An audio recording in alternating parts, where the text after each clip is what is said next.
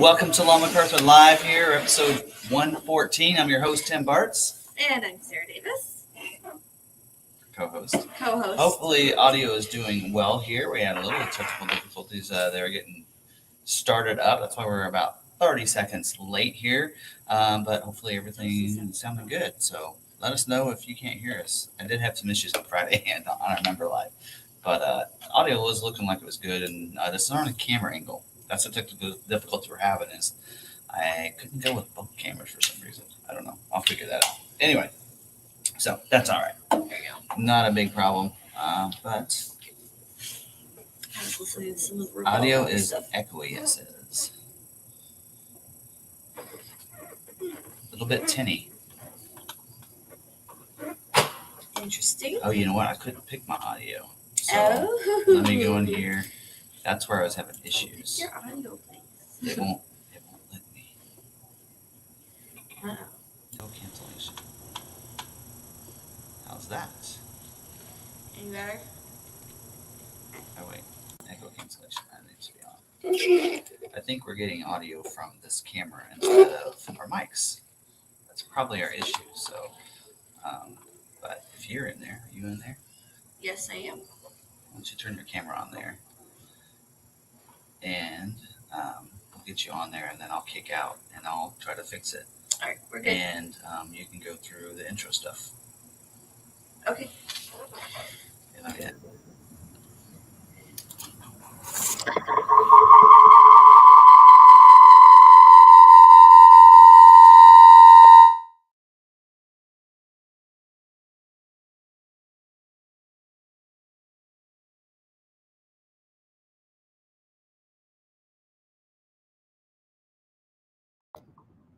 No, we're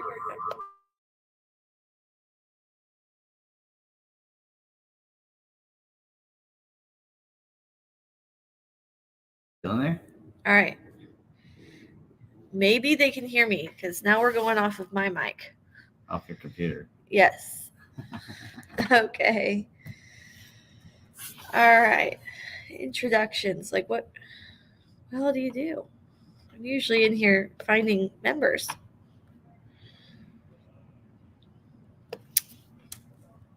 Well, I can start with members, and then you can do all your introduction stuff. Yeah. Okay. Do that. So we'll start with members. And because you're not in there, I don't have the banners. That's okay.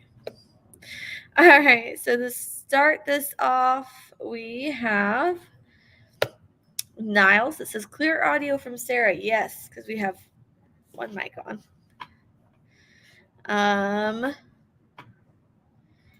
Let's see. Well, it's not that my mic is better. It's that we have my mic on my computer going and his are off. Thank you. We have Ridgeview. Says love the hat. Yep. Felt like a hat kind of day. We have Steve P. Who else? Sean Watkins says, hey, everyone. Kevin Ryan saying, hey, y'all. We have Mark Meyer. Did he pick up his, or is his coming in? Not yet. Or is his coming in? Jack Evans. Audio on my end sounds like an echo. Yeah. All right. We have Tim Freeman. I believe you are in Hawaii right now. Maybe that was someone else.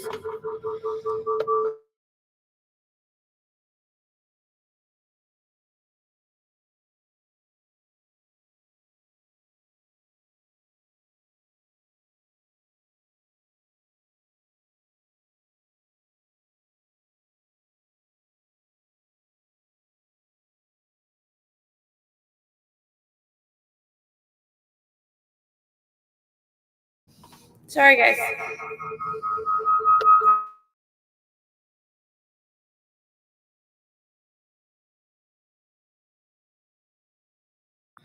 Okay, now you can hear me again. Let's see. Jack Evans, interesting topic tonight. Glad Tim is going to talk about the Rebelle. I've been trying to follow on the live website, but hard to understand the scoring. Still very cool. The scoring is a little bit different. So, all right. Hello, everyone from Dade City, Florida, from Lene. Great weather here today, 69. Starting tomorrow, we'll begin to climb back up to the 80s. I don't know what our weather's going to be like here. We have Steve P. Hey, from Phoenix, 104 degrees. No, thank you. I'm happy with our 60-degree weather right now. Although we are in the Kansas part of weather where you have to wear a jacket or two to get to work, and then by the afternoon you're wearing a t-shirt.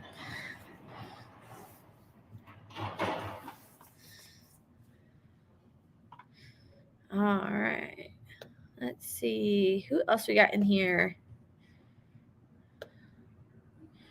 We got Roy Robbins saying good evening or beautiful evening.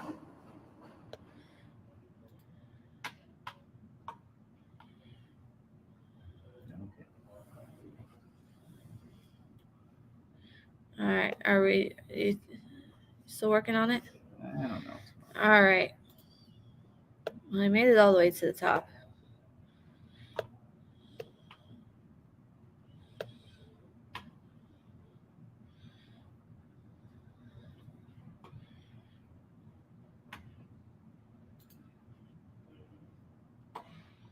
All right. Just trying to find comments. We have Kevin Ryan. Found out today my Atlas Blue trimmer is being built on 1026. Can't wait. Any idea when I might get it? Don't know. Start about music videos and upcoming, and then a good dealer, and then I'm gonna restart my computer. Okay. All right. Because you're on the right? Yes. So I have the schedule now, guys. All right. So, if you would like, if you're probably watching tonight on the live stream with us on YouTube. If not, you're probably listening to us on the podcast. If you would like to listen to the podcast, you can find us on most streaming services under Ford Video Guy, except Apple. Apple doesn't, I don't know. We don't like, or it doesn't like us, apparently. Let's see. Join the Lawn Mat Crew membership. We don't have those, but we'll do this. So if you would like to become a member, all you have to do is go down to where it says subscribe and hit the join button. At that point, it'll bring up a window that shows you all of the benefits to becoming a member with us, and then you can join from there. It is $4.99 a month. If you are an iPhone user, you have to do things differently. Again, we don't have our graphic this time, but if you question on how to do things, you can go back to a previous live stream and see it there. So you're going to go to your web browser, go up to the link and hit the big A and little a and request desktop browser. From there, you should be good. I feel like I need to, there we go. Okay, I feel better now. Let's see. We've done our member shout out. Don't forget, we do have merch. We have Ford Video Guy merch. The link is down below in the description.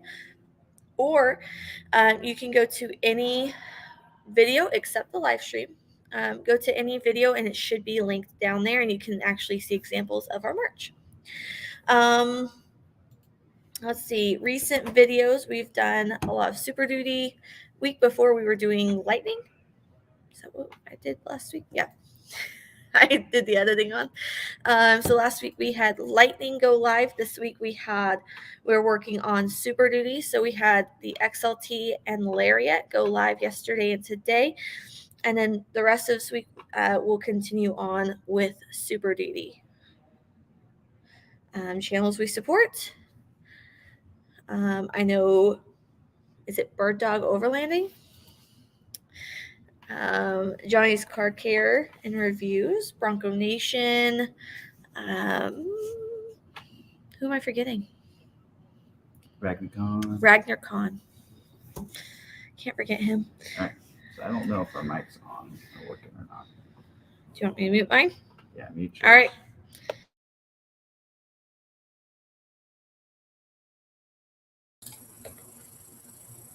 All right. So how does our audio sound now? Can you hear us? Yep. So it still does. For some reason, StreamYard is not allowing me to pick my audio source whatsoever. So we might be using the mic right from that camera right there. And if your mic was sounding better, we could switch to your audio. But so see how everybody's sounding. It says it sounds good. We know it's still the wrong one. It won't let us choose. Anyway, still wrong mic, he says. Okay, well, we'll have to go with it for tonight. I don't know. It was working fine. All 5 of my videos I recorded yesterday. Right? Yeah. And I think it was working fine until we jumped in tonight. So it's kind of weird. All right. So anyway. All right. I already said your Sounds name, good. Ragnar Khan. All right. So Ridgeview says sounds good. So we'll just see how it sounds there. Go from here and go on. So thanks, Sarah, for going through all that. Do we have any good dealer moments for this week? I do. Let me pull up my email. I emailed it to myself. All right. Good.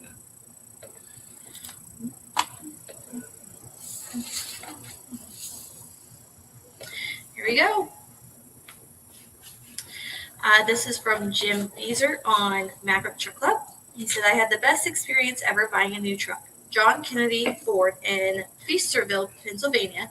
No games at all. Everything that was promised was delivered.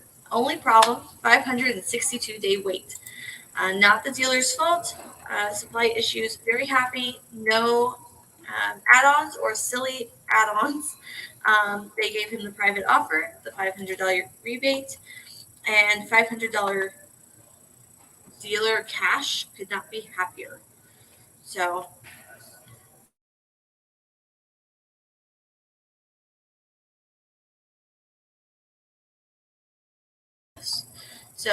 Well, dealer cash would be anything on the back end. What did they?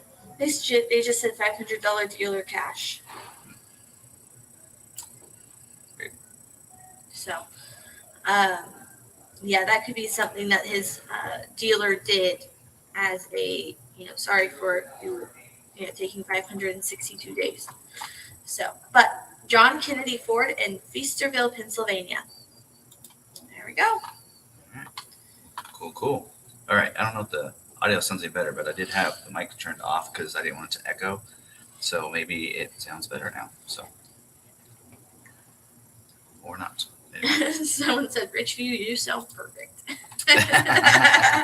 There you go. And I might need to actually, if there was echoing, maybe it's pulling it right back through.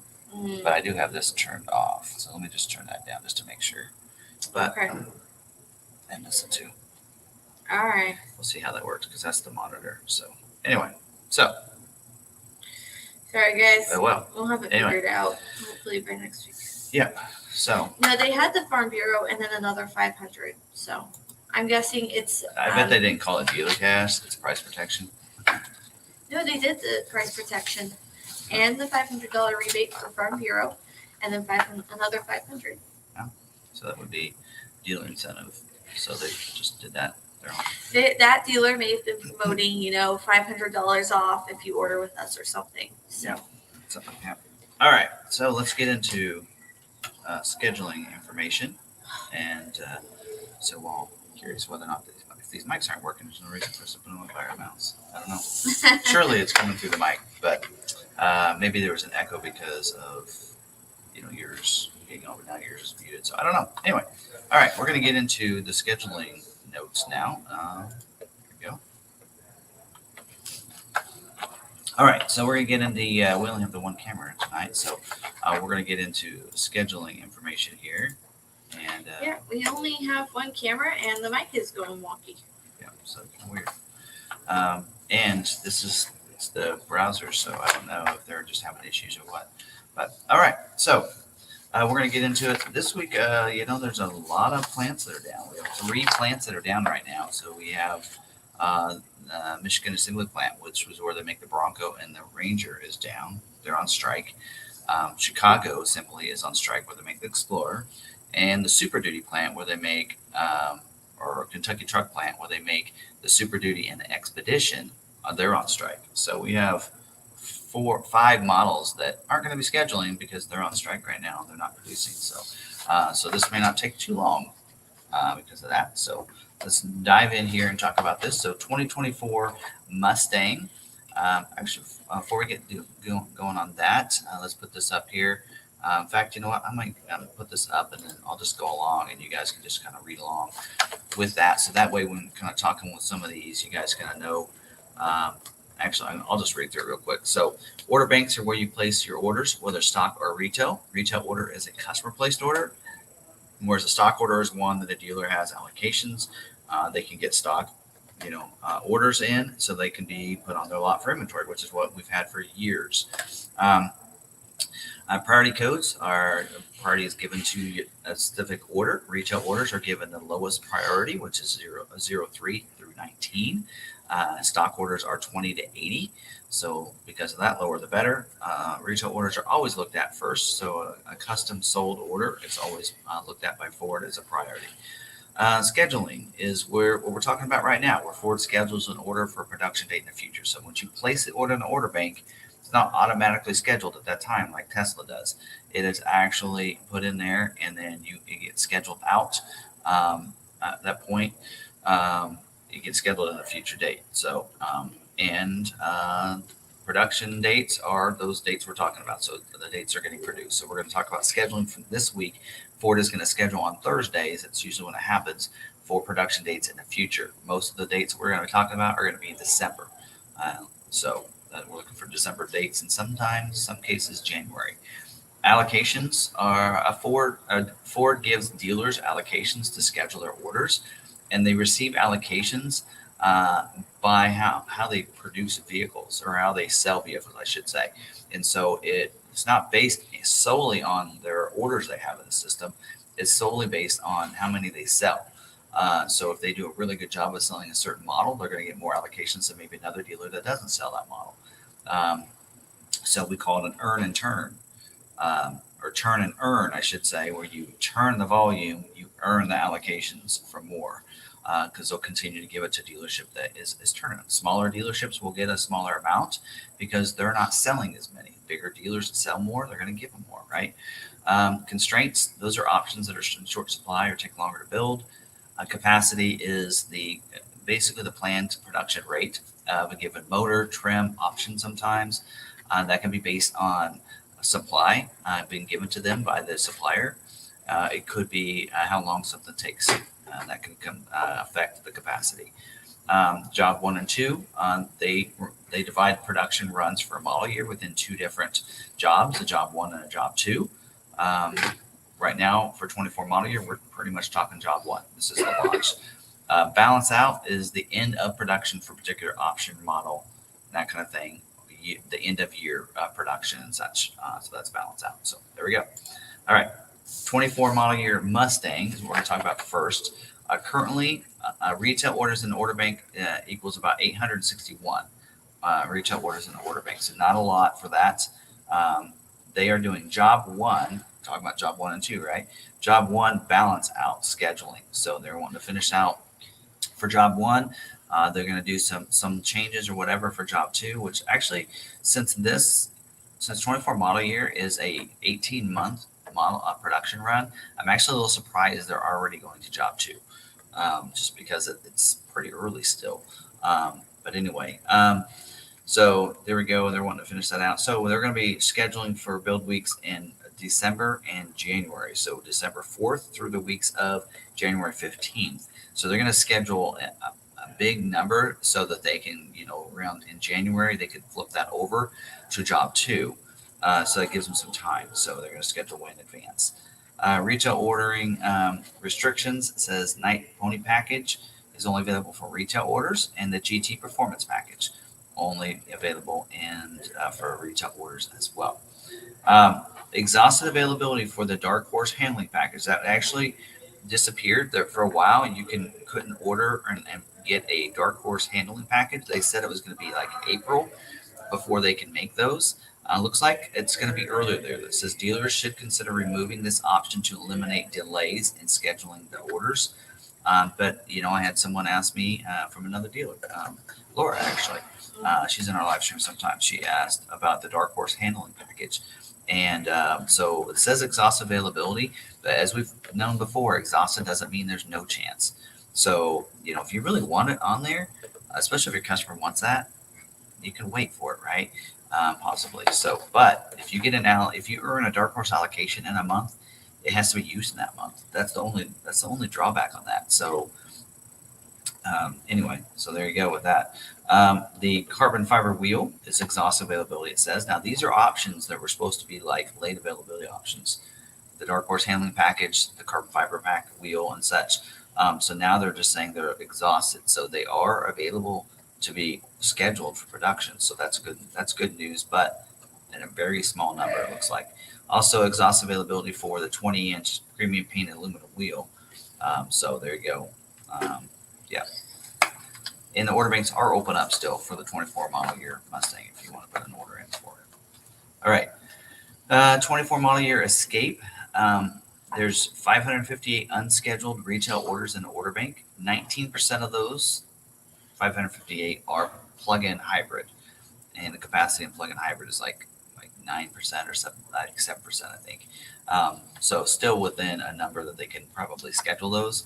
They are scheduling for build weeks, the weeks of December 4th through December 25th. So order banks are open up right now for 24 model year. So you can place your orders. All right, that's it for Escape. Moving on, no other constraints or anything. 24 model year Bronco Sport, there's currently 279 unscheduled retail orders. So not that many. Of those 279, 12% of them are the freewheeling and 12% are Badlands. And so the freewheeling, the capacity is 3% for the model year. So, that's probably, let's say even the production, let's say they can produce 10,000 in a month. 3% of that 10,000, I don't know what that number is. 3 of 100, so that's 300 of them. So even if all those were that way, they could schedule them all out. So freewheeling, shouldn't worry about having that. Should be okay there. Badlands the same way. And then there's 0% of the orders that have the Black Diamond off-road package on it, which hopefully ours will be here from the 23 that we have on order here in the next couple of weeks. We can show people what that looks like, and maybe more people want to order it. But that is something you can order. I think most people, if you're gonna take this off road, then probably not gonna take a Big Bend or an Outer Banks off road just by putting that package on there. They actually want the off road capabilities from the Badlands. So I think that's probably why this package isn't going to be or isn't going to be ordered much because of that. But capacity on that package is 8%. So if you do have one in there, you will not have a problem getting scheduled. Limited availability for the convenience package, which is optional on the Big Bend and the freewheeling, as well as the tech package, which is optional on the Outer Banks and the splash guards. As I always say, take off splash guards anyway. And then also exhaust availability for the tire, the T7R tire. I'm not sure what configuration, what that goes on, but it's the 225/65R17 tire, all season tire. So would say it's probably not the Badlands. So anyway, there you go. Order banks are open up for the 24 model year Bronco Sport. If you want to put an order in, and with not that many orders, you should probably get scheduled pretty quickly. All right, moving on to the 24 model year Edge. Order banks are open up for that. There's about 607 unscheduled retail orders in the order bank. Not that many. They are scheduling for production weeks, the weeks of December 4th through January 29th. So they're scheduled for like 2 months here, and we are getting close to the end of 24 model year and close to the end of Edge itself. Edge is being sunsetted, discontinued after this model year. The order banks are open right now. So actually it says retail order banks are closed. I don't think they're closed for all of them. I just think only the ST is closed. Anyway, but there you go. Yeah, not much to talk about there for constraints. There's not really that many with only 607 unscheduled orders. I do have that the balance out date is going to be in March. So balance out means the end of production. So we're going to stop building these somewhere in March. So if you want an Edge, you better get that order in now. 24 model year Ranger, no scheduling. Of course, we know plan is down. They're on strike right now. There's currently 3,309 unscheduled 2024 model year orders in there, plus plenty that are scheduled that are keep getting pushed back because they're on strike. So order banks are open for the 24 model year. So there you go. That's all I have there. So they're not listing constraints on these because they're not scheduling and they're not producing. So 23 model year Bronco is not scheduling either. That plant is also on strike. Currently 9,161 unscheduled orders in the order bank. And I don't know when they show this if that's unscheduled 23 or 23 and 24. So I don't know for a fact on that. I will say this, retail, the order banks are open up for 24 model year. So you can place that order for that. There you go. Moving on, 24 model year Maverick. It is scheduling this week for, oh, by the way, there's 35,000 unscheduled orders in the order bank now. Last week, it was 41,000. So they scheduled over 6,000 Mavericks for production dates. So they are kicking it at Hermosillo. So, yes. So if any model we can be happy about, it could be the Maverick. And for those of you, there's more orders in the order banks, unscheduled orders of any of that than any other model. So if there's anything that needs help, it's that one. So that's good. All right. They are scheduling for build weeks, the weeks of December 4th through December 25th. So there you go. Right now, currently, because don't forget the percentage I'm going to tell you about is how many of the total unscheduled orders. So of 35,004 unscheduled orders, 77% of them are hybrid. The capacity is 55%. You're going to say, well, that's off. But remember, 55%, so half of 10,000 every month is 5,000. So if they make 10,000 a month, 5,000 of them are going to be hybrid. So we got to look at that number a little differently. So somebody can do the math out there if you want. So 77% of 35,000, and what does that equal? Now figure out, you can do 5,000 a month, how many months we can have all the hybrid scheduled.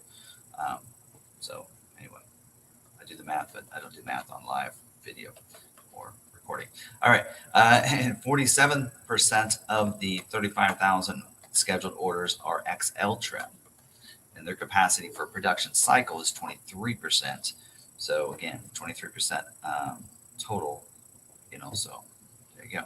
Figure that out. Anyway, so that's good. Order banks are open up for that. And I was going to actually use this as an is it true, but I found a better one. So just so you know, you can order an XL. That order bank is not closed.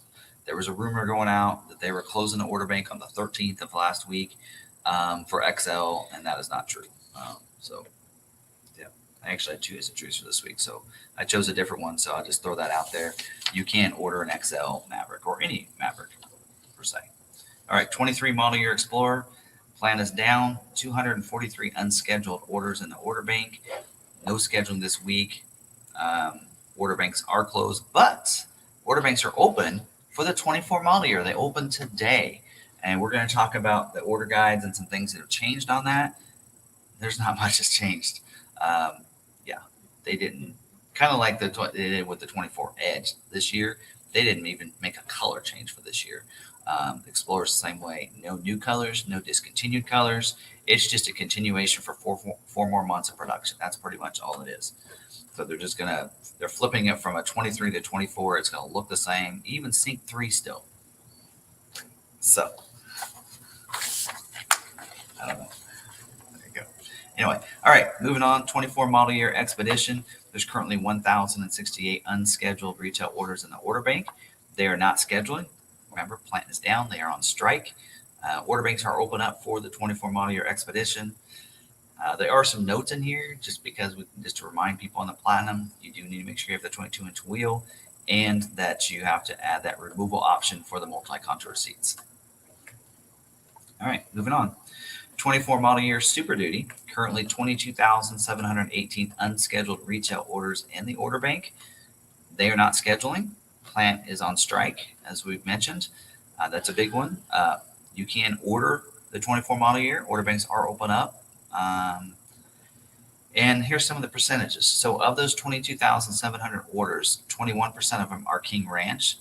Their capacity is 4%. And I don't know what I need to actually figure. At some point, I need to do some research to figure out how many do they normally produce on an average, just so we can have an idea of how many could get scheduled each month. But 4% is their capacity on King Ranch. 27% of those 22,700 orders are platinum orders, with the production capacity is at 5% for that. Limited, 14% of those unscheduled orders are limited orders, with the capacity being 2%. And then Lariat is probably one of the bright spots here. 15% of those orders are the Lariat trim, with the capacity being 21%. So if you're wanting to think about, maybe could you settle for Lariat trim instead of King Ranch Platinum? You can get scheduled a lot faster once they start scheduling again. Trimmer, about 11% of those orders have the trimmer package on there. Capacity is 10%, so that's actually not too bad a shape there. Chassis cabs. So if you're looking for one of those, 13% of the orders, unscheduled orders, are chassis cab, but their capacity is 5%, which is similar to platinum numbers.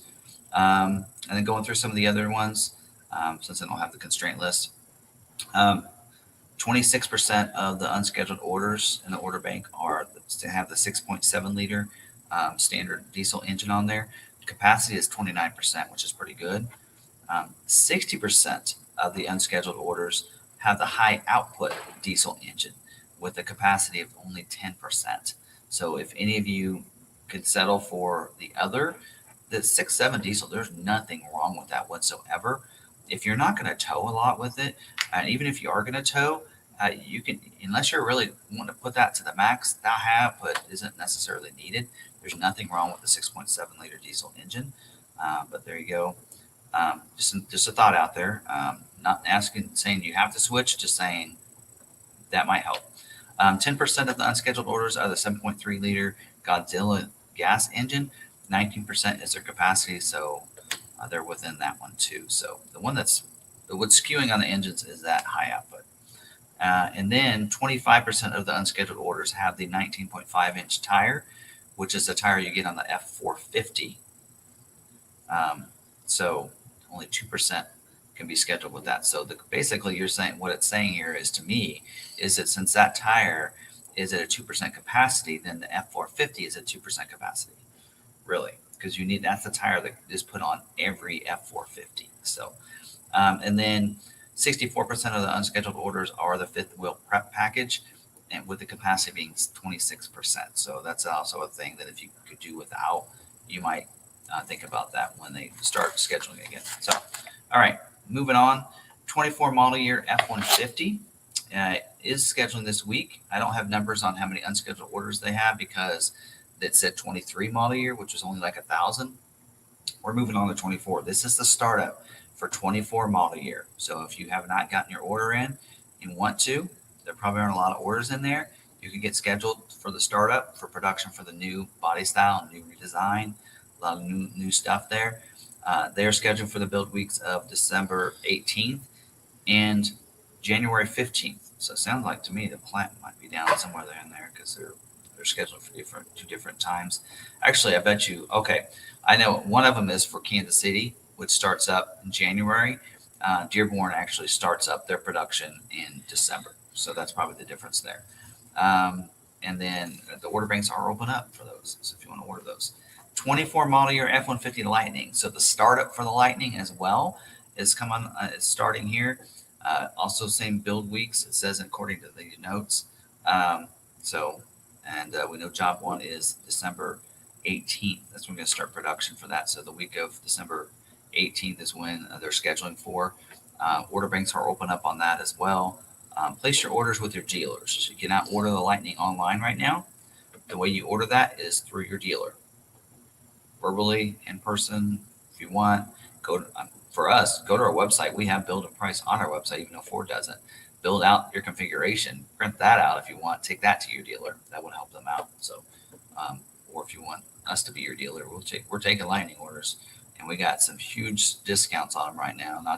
This isn't always about selling for us, but I'll tell you, we're like 1,000 off of MSRP on the Pro, 2,000 on XLT or Flash, 3,000 on Lariat, and 4,000 on a Platinum order.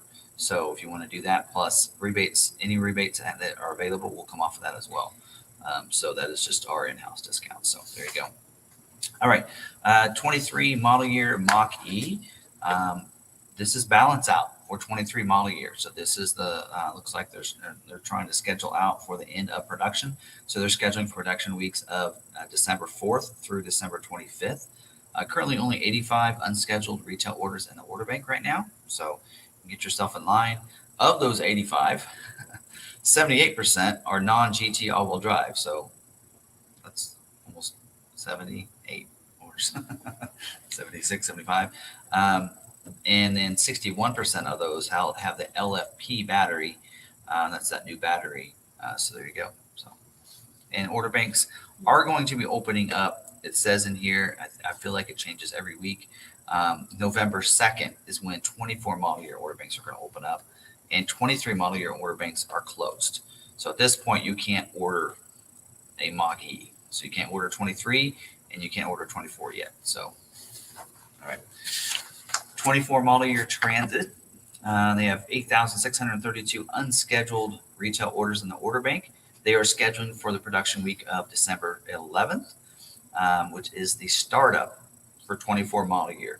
And then some of the same constraints are carrying over for 24 that they had in 23. Limited availability for the high-res camera, the 360 camera for ICE orders, and the Transit Trail package.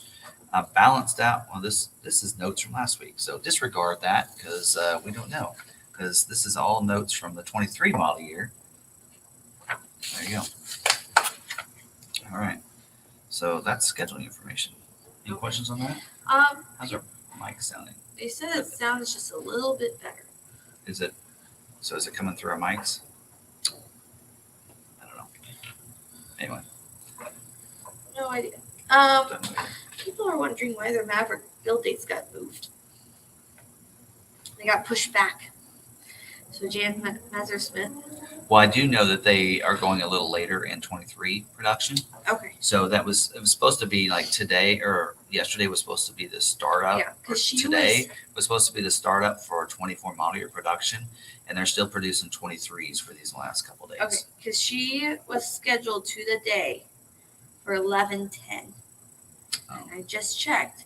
Well, we see those. I mean, but she's now is taken off of build to the day. She's now billed to the week of 11/27. So they've pushed them back by two weeks. Yeah, not everybody probably got pushed back. Not everyone. So they move things around.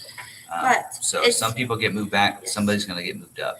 But Jan, that's because, like he was saying, they are going to build a 23 a little bit longer than they had originally planned. Just a couple of days, though. Originally, it was this week was going to be the startup, which was going to be the 16th, and now it's going to be the 19th. It's only 3 days. So for hers to get moved a couple of weeks, there's probably some other issue there. But so I do know they scheduled a lot of EcoBoost last week, it seemed like, or they tried to. Well, aren't they? So. But I don't know. Isn't UAW striking one of the factories that then affects? No. Okay. So, yeah, we can talk about that. Okay. So the Kentucky truck plant, there are several different other plants that feed into that plant. And because of that, some of those other factories could get layoffs based on that. And one of those factors is the Chihuahua assembly or engine plant, which is what makes the hybrid. Yes. But that shouldn't affect Maverick, because since they can still make them, the people that are making the engines, those engines for the Maverick, are still going to be working. They won't get laid off. It'll be the people that maybe make the engines for Super Duty that might get laid off, right? Because they don't need to make it for Super Duty. Right. So technically there will be some layoffs at that plant, but the people making the Maverick shouldn't get laid off because they actually have something they can do. Right? Yeah. So as long as they have something to do, they'll do it. Okay. So anyway. But it's hard to tell. We've seen that happen on orders before. I mean, last year, and usually sometimes towards the end of the year, sometimes the startup, we see that shift around because maybe and it could be just a different part. It probably has nothing to do with hybrid. I don't want to say hybrid. I threw that out there as an option, but I really don't think that's an issue because they're saying the capacity is 55% on hybrid. But it could be some other part that you have on yours that is they're not getting in. Like a lot of times the suppliers will tell them, here's what we can promise, here's what we can deliver to you. And then when they get a little bit closer, they're like, hey, we're a little behind, this and that's going on. And some of the, if some of the other plants need some other parts that are made and they're also made for the Maverick, it could affect that because, if they get laid off over there, Yeah. it could affect their production too. Right? I don't know. Anyway, okay. But it's hard to tell. All right. They don't let us know. Anything else? Let me read through this real quick. Yeah, they were talking about the build date. Another one with the build date, hybrid with Lux and Black appearance package was supposed to be built with week 10/13, currently pushed back to 10/30. Someone else with the Lux pack also got pushed back. Maybe it's Lux. Maybe. My 23 V Raptor is scheduled for the build to begin on October 2nd. Can you speculate when you think it might be fulfilled? Since Bronco Raptor, the plant's down, so nothing's happening. We can't speculate in a time frame until the UAW stops with the strikes and they come to their agreement. Yeah. We can't predict anything. Yeah, nothing's going to happen until that happens. And then we'll start production where they were left off, basically. And then once they actually are up and running, then we'll see everybody's build dates move. Yes. To where they should be. Yeah. Bull says, can you refresh my memory? Will the 25 Explorer be available as ICE, hybrid, and EV? I don't believe EV. So Ford is not planning to do what they did to Lightning. The Lightning was a one-off.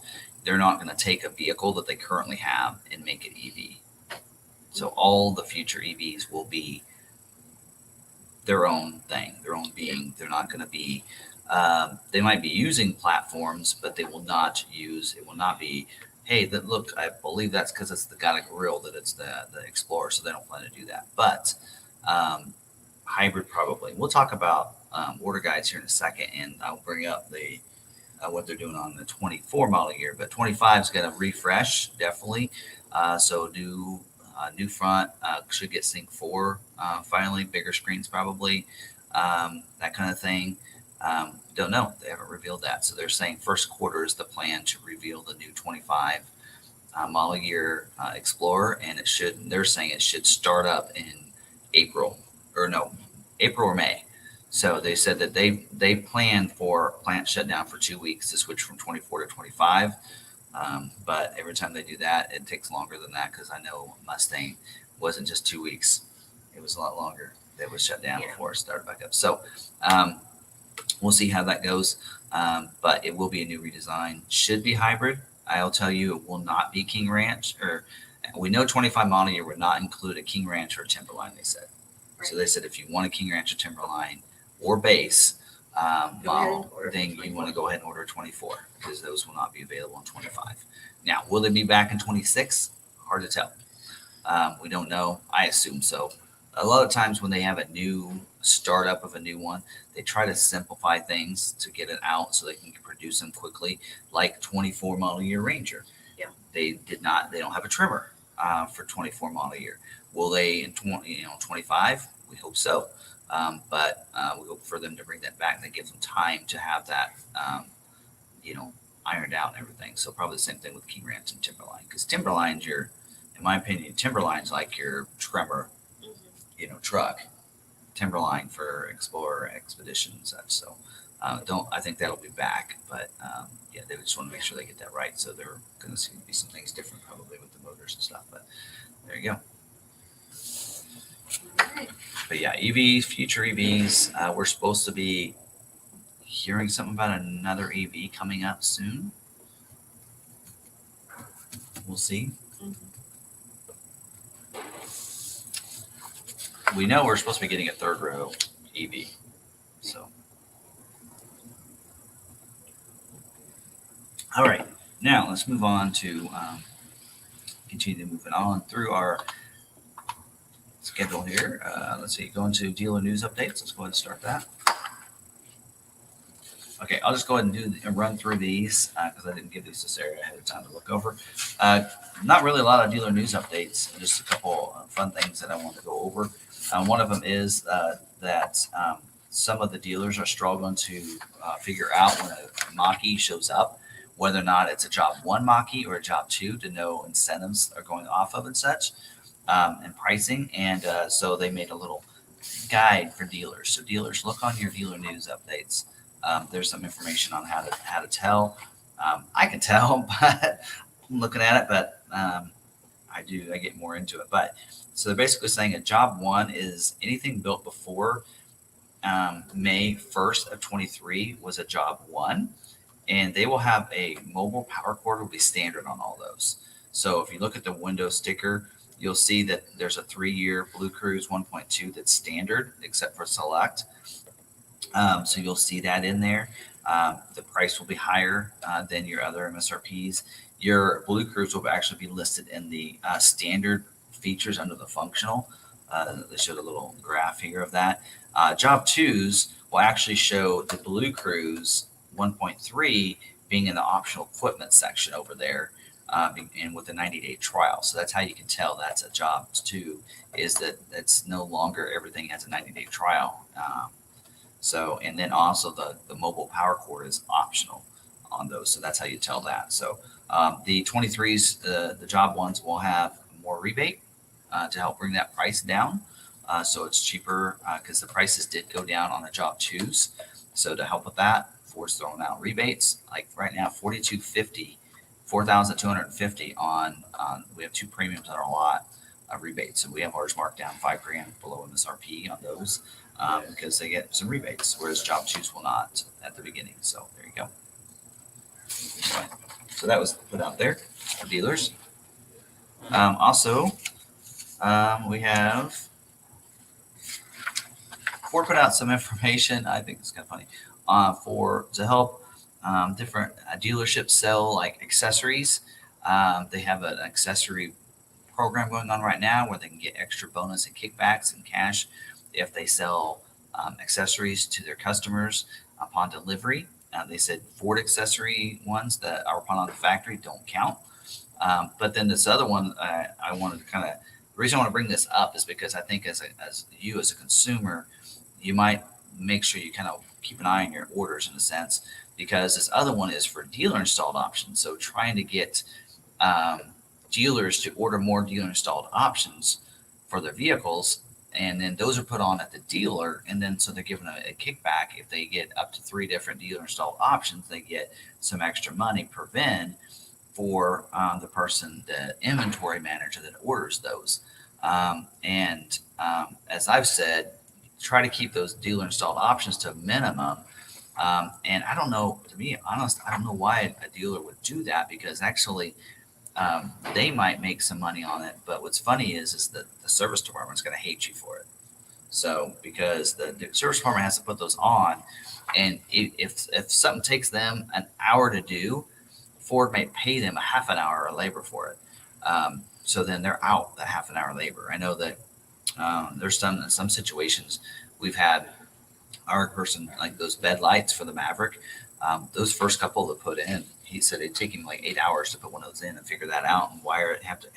He has to run the wire all the way, and that's not easy to do, and it's taken several hours, and they only give them like a couple hours for that. Plus, the more of those with the dealer installed options that take a while, the less number of those vehicles they can check in, because most dealers, not all of them, sometimes they'll give a tech one of those to check in every day. Some dealerships like us will have one particular person in charge of that, and they set up all their vehicles. Well, if we just got two truckloads today, 2 truckloads of vehicles today. Well, he could probably check in almost all of those in one day and get them ready. But if they start having dealer installed options, well, that cuts that time down. So now we have to install this, we have to install that on this particular vehicle. We know on Broncos we're going to have to install the hitches in 24 model year. The labor costs, what they give the dealer isn't what it really takes. So it's going to take longer for them to put it on than what they actually get paid for. So anyway, that's why, I mean, that's the only reason we have to ask you to, I'd leave those off. But also, we've just noticed, if you don't have a tonneau cover on your order, it's more likely to get scheduled. Not that it's impossible, because they can still do so many out there, but they still are going to install those on the mod center offsite anyway. But just something to keep in mind. The last dealer news update I had before going into the order guide updates is that RTR got first place. So in the Formula Drift this year, and a 2024 Mustang. So Ford and RTR vehicles are celebrating the first place finish at the 2023 Formula Drift after RTR driver Chelsea DeNova finished the season at the top of the podium in the Formula Drift Championship. They competed with Spec 5 FD competition Mustangs that share the DNA with the all-new 7th Gen 2024 Mustang. We actually got a chance to see the cars at RTR plant. We were there, and they were actually taking them apart and getting them ready for the next trip there, or the next race, I guess, at that time. And it was pretty cool to see that and hold one of those carbon fiber drive shafts and how light it was in my hand. But we got a chance to see the ones that they're racing with there. Anyway, plus they add some more, so it's not 100% the Mustang. They add on some body panels and such because they're gonna break them, in those. And then also add additional enhancements, competition enhancements, including a 1,300 horsepower and enhanced suspension development. So, so they were talking about that. What was it? Didn't they say 1,000 naturally aspirated horsepower and then another 300? Yeah, that they add with nitro. Anyway, so they did good. They have, of course, their drivers are Vaughn Gittin Jr., Chelsea DeNova, Adam LZ, and also James Dean is one of their drivers. So that's pretty cool to see that. And RTR are the guys there. RTR are the ones that created your guys' drift brake on the 2024 Mustang that you find in the performance pack. So that drift brake, that electronic drift brake, was created and helped develop by Vaughn Gittin Jr. and Chelsea DeNova. So anyway, so that's pretty cool. So yeah, there you go. So that's it for that, except for these order guides. So let's go over, first of all, last week, I missed this, but the 24 F-150 order guide was updated. The only thing that I noticed on it was that they forgot to mention that they deleted the snowplow prep package from the F-150 for 24 model year. So that package is not available. So that snowplow prep package gave you some upgrades, springs, for having that snowplow on the front. So that way it didn't bring it down so much, and also made it to where you could program in that snowplow. So that is not included this year. So I don't know if you're going to be able to put a snowplow on the 24 model year. And then the other one was the 24 model year Explorer order bank came out today. And again, as I mentioned, no color changes, really nothing changed on it whatsoever, with the exception of they removed the hybrid. Hybrid will not be available for 24 model year on the Explorer. So limited hybrid, platinum hybrid will not be available. And Ford, if you watch this, if you're going to bring back the hybrid for 25, which I assume you will, make it available on the XLT. I think that's a good idea. I mean, somebody has to go clear on up to limited to get a hybrid. That's really expensive. If you want a hybrid third row, there's no reason why you can't put that hybrid motor on an XLT. So let's just make it available on about every Escape trim level. Why not make it available on the XLT trim? So if you're out there listening, make that hybrid available across the board, other than Timberline. Don't even make it available on Timberline, but make that available on the XLT, the ST line, and the limited and platinum and King Ranch. Or we won't have King Ranch next year, but just think about that for 25 model year. So just putting that plug out there. We need a more inexpensive third row hybrid, because Ford doesn't have one. And so that would be a way to do it. XLT, hybrid, you're going to sell them like crazy. You won't be able to keep those in stock. And as dealers, we need those hybrids because that's how our after allocation counts. And so for those of you who didn't know, I didn't mention this last week, but Raptor allocations, whether it be for Bronco, F-150, or Ranger Raptors, the formula for the second half of 2024 is going to be based on how well a dealer sells their hybrids, plug-in hybrids, and their full EVs. Yeah. That was a mic drop. It's like, what? So so dealers are going to be frantically trying to sell those Power Boost F-150s out there. Their Escape hybrids if they can get them. Explorer hybrid won't be available in 24. Thanks, Ford. But full EVs. Now, I will say this: we did our offer before we knew about this on the Lightning, but we're going to be heavily discounting our Lightning so that we can continue to be a leader in Raptor sales and get those allocations. But there you go. So throwing that out there. I guess the way I look at it is if they're struggling to sell hybrids, Maverick hybrid is not considered in that, by the way. So, because they can sell themselves. So here's my take on that. And I told this to the members on the lot walk the other day. I was like, so if Ford's struggling to sell it, then what's the best way to do that? Incentivize dealers to help them sell it by telling them that they're going to get extra allocations, or allocations will be based on that.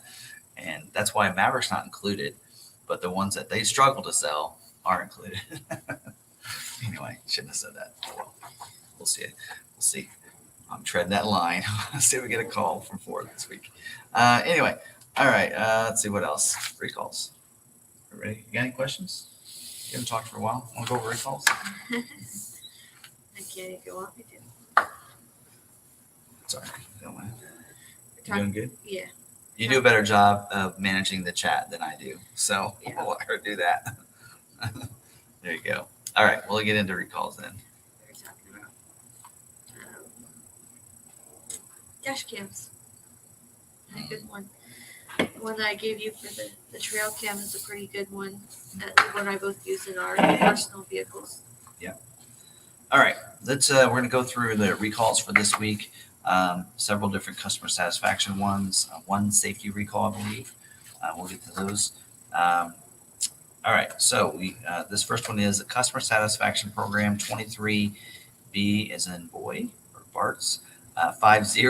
So 23B 50 for the 21 to 23 Mustang Mach-E, 22 to 23 model year E-Transit, and 23 model year F-150 Lightning. Charge cord stuck, it says. Reprogram battery charge control module.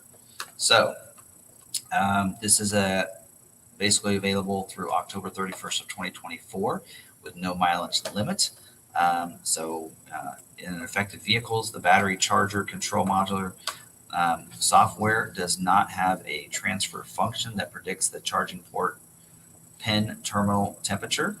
Some customers indicate that their battery may not fully charge and or charge cord may become stuck in your vehicle. Customers may also experience a burning smell, that's not good, or melting of the charge port pins. So you take that into your dealership, they can take care of that and fix it. So if it, you don't have to worry about it. Basically, you don't have to take care of it unless it happens to your vehicle.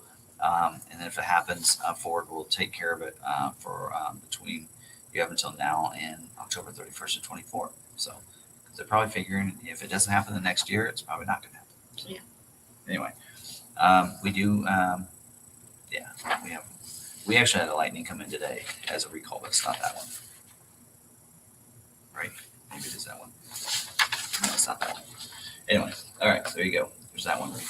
I don't know if letters are going to go out. Let's see. Let's look at that. Yes. E-Transit owner letters are expected to be mailed the week of October 30th. Dealers should repair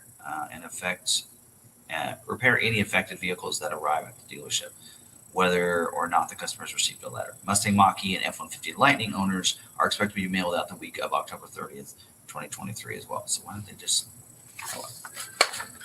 Okay.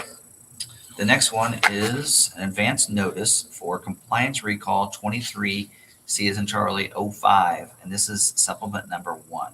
So there's already been 2 supplements to this, or has to do with a related one. This is on 21 to 22 Broncos with the 8-inch sync screens. And so this has actually been out for a while, but this is an update to that. So what they did was this supplement is to update the dealers on the latest status of the 23C05 and provide clarification as to the planned service actions when software is available. So evidently software is not available yet. So it does say OTA updates started on September 21st, 2023. An FDRS solution will be available near the end of fourth quarter of 23. So this in here, basically the visibility went in for low mode.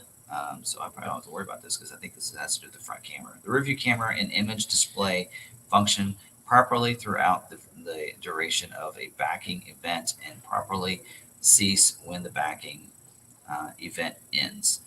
Vehicle shifted to a forward gear and the vehicle speed exceeds 10 miles an hour. The black or blue screen is then displayed rather than the expected sync screen. If the vehicle decelerates to 5 miles an hour, the rearview camera image may reappear on the sync screen with no input from the driver, despite the vehicle being in a forward gear. So there you go. So that's that has to do. There's a related recall that they're kind of going together, and it's if you're having issues with that camera, there you go. So and about letters, doesn't mention anything about letters, but now, so it looks like there is some information on that recall, but all right, this is an advanced notice to a safety recall 23S56 for 21 to 22 model year Mustang Mach-E vehicles, and this has to do with the high voltage battery junction box. I feel like this has been out for a while before, but this affected vehicles is 30,013, which is quite a few for 21 and 22 model year. So in affected vehicles, the high voltage battery main contactors may overheat, which may result in a contactor that remains open or a contactor that welds closed. Some vehicles may have received the 22S41 software remedy will receive a malfunction indicator lamp when resistance is measured higher than that threshold. And those vehicles will experience a reduction in vehicle power with an average of 50% of its rated power to prevent further damage to the contactors. The vehicle will still be able to accelerate to highway speeds safely with this power derate. So there you go, you can do that. So anyway, just say in some cases the 22S41 remedy has not proactively detected damage to the contactors on extended range in GT vehicles. This can allow the contactor to weld closed or prevent the contactor from properly closing while driving. So it says if the contactors weld closed while driving upon the next key cycle, a MIL will be illuminated. Vehicle diagnostic will set a DTC and the vehicle will not start. So good. If the contactors are prevented from closing while driving, while diagnostics will set a DTC, a MIL will be illuminated. The vehicle will display stop safely now, and the vehicle will immediately lose motive power. The vehicle will coast to a stop, and all 12-volt systems, including power brakes and steering, will remain functional. So there you go. So it's not like you're not going to be able to move over. You're going to lose power, but you're still going to have enough power to be able to still have power steering and such. So it's like power brakes, power brakes and steering. So there we go. That's a big one. Mm-hmm. Get that fixed. All right. This next one, I got 2 more. All right. This next one is compliance recall 23C23 for 23 model year Explorers. And 2,848 vehicles are affected by this one. The reason for this recall is some of the affected vehicles may not conform to the requirements specified by the Federal Motor Vehicle Standards. field of view. When the vehicle is placed in reverse, the rear view camera may display a blue rear view image on the sync screen, which can increase the risk of crash. So, and then letters are going to go out the week of November 6th. So, yeah, which is crazy because this is real similar to the other recall about the backup camera, which they have a fix for. So, anyway, but these must be a different set of vehicles or something. So, all right, this last one is a customer that we have that's affected by this that just arrived today. 23 model year F-150 Lightning. For 929 vehicles are affected by this. And so this has to do with electronic cabin coolant heater replacements. Some of the affected vehicles may not conform to the requirements of the Federal Motor Vehicle Safety Standards for windshield defrosting and defogging systems. The electronic cabin coolant heater module may have a missing solder joint, which can result in an intermittent or no windshield defrost and defog functionality. Lack of a functioning windshield defrosting and defogging system may decrease the driver's visibility under certain driving conditions, increasing the risk of a crash, of course. All right, so owners of record will be notified via first-class mail after repair instructions and parts ordering information has been provided to dealers. There's no information yet. This is an advance notice. No information yet when the parts can be available. So we have no idea when our customer can take delivery of theirs. It just arrived today. All right. One of our members. Tim. Oh, that's what he said. He knows. Yeah. But he's actually in Hawaii. Know about it. So he's in Hawaii on vacation right now. So he's not too. He doesn't. He lives in Hawaii. Wait, is that the wrong one? Yeah. One of our. William. William is in Hawaii. Yeah. So Tim's in Hawaii, and I don't know if we realized that because you order online, and one of the things that we have to do if we need to have a drop ship done is put in the drop ship dealer, and so on that one, that's going to have to be shipped from here to Hawaii. So interesting. Anyway, we got two of those. Yeah. On the Maverick. So. All right. So there's that. Oh, you know what? I was going to put a poll out. Oh, I forgot to. I'm going to start giving you guys a poll on what you think on the is it true? I'm going to put the question out there whether or not this is true, and then you guys tell me whether you think it is or isn't. I'm going to start doing that each week. See how good you guys are. So. Lonnie Smith, to finance. Lonnie to finance. Yeah, they're still working deals. It's 8:00. They used to do this. They used to have like 3 deals working at 8:00 because we'd allow people to come in at like 6. I think we closed the doors at like 5, but they'd be working deals till like 10:00 at night. Yeah. All right, moving on to the is it true? All right. So thanks to one of our customers posted this on Facebook. It says, "Is it true that you can't make changes to your scheduled order with a VIN number?" So this is I want to see if they can hear me without my mic. Oh. Because if I don't have to talk with the mic in front of me, I'm not going to. Well, if you put your headphones in, you probably could tell. Because you know what our sound sounds like with the mic. So that's the question. We had somebody that has their order scheduled, and they want to. Here's a better way.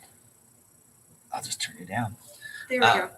So they had their scheduled for a build date. They have a VIN number and everything. They want to make some changes to their order, and a lot of people were telling them in the chat in the comments section down there that they could not get theirs. They could make changes. It's scheduled. It's got a VIN. You can't make changes to your vehicle whatsoever. So I let them know. Yes, you can. You can ask. You can always ask to make changes. Colors are easy one. What? They can hear me. They say it even sounds better without the mic. Oh, so we're done. Is it doubling up or something? I think so. Something. But they can, well, no, it's coming from the monitor because your mic shouldn't be picking me up. Because I'm talking right now, it's not picking me up. So something is picking us up, and it's not our mics. Huh. Move yours away. Yeah, turn yours off. Now talk. All right. So if we don't need it, there you go. Okay. We So, don't need it. Don't use it, right? yeah, not sure. All right. So, yeah, see if you guys can hear that. So, yeah, the webcam's probably picking it up. Yeah. That mic is not that good. I can tell you But that if right you now. can hear us and it's a little So. bit better than it echoing. Anyway. All right.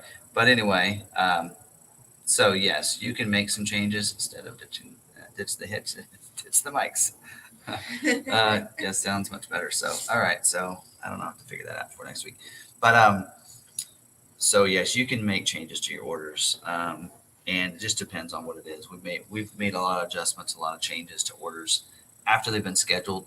Now there is a window where you get too close to your build date and you won't be allowed to make changes. They'll lock it out. You can no longer make amendments. And there are some things you can't change on your order if it gets scheduled and not even attempt it. We had a lot of people like, we need to change the trim and such. And I'm like, you should have decided the trim and everything when you placed your order. Those are some pretty like important things that like, okay, at some point where you like, hey, I want a hybrid, I want this trim those are some things, the trim change, the motor change, those are pretty significant changes that you should have been well ready and prepped for. Adding like maybe decided I wanted a hitch. That's a small thing. Hey, I decided I wanted this color, something like that. That's, I understand that. Hey, let's add this. Those can easily be changed because those are not part of the VIN number, but the trim and the motor are attached to that VIN number. So you cannot make changes to the trim or the motor. And you may not be able to add like an FX4 package on there because I think that's a different drive ratio. When you add that, or the 10, I know definitely the 4K tow package is because the part of the VIN number is also what axle you have, I believe. And so I think that is dedicated to the VIN. But small packages, you can even add the Lux package, try to, or the Copilot 360 package. But again, not if you get too close to that build date, then those Ford won't let you. But if you're far enough out, you can. So, all right, there you go. That's that.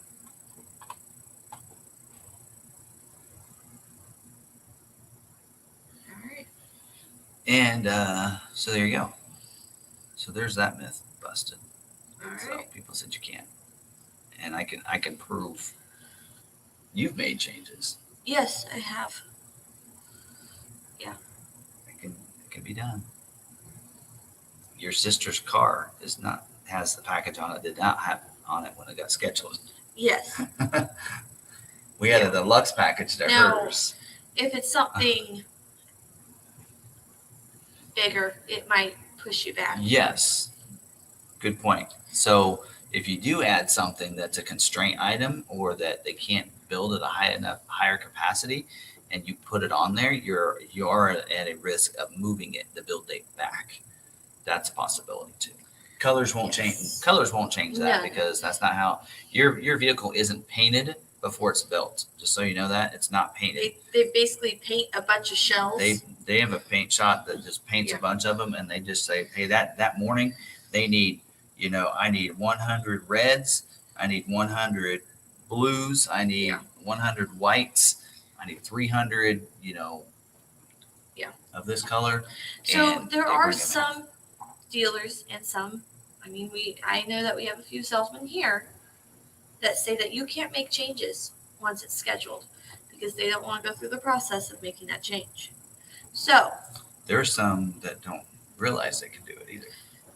But I've talked to some of our salesmen here, and I'm like, okay, you don't want to make the change, give me the order number, I will go make the change for them.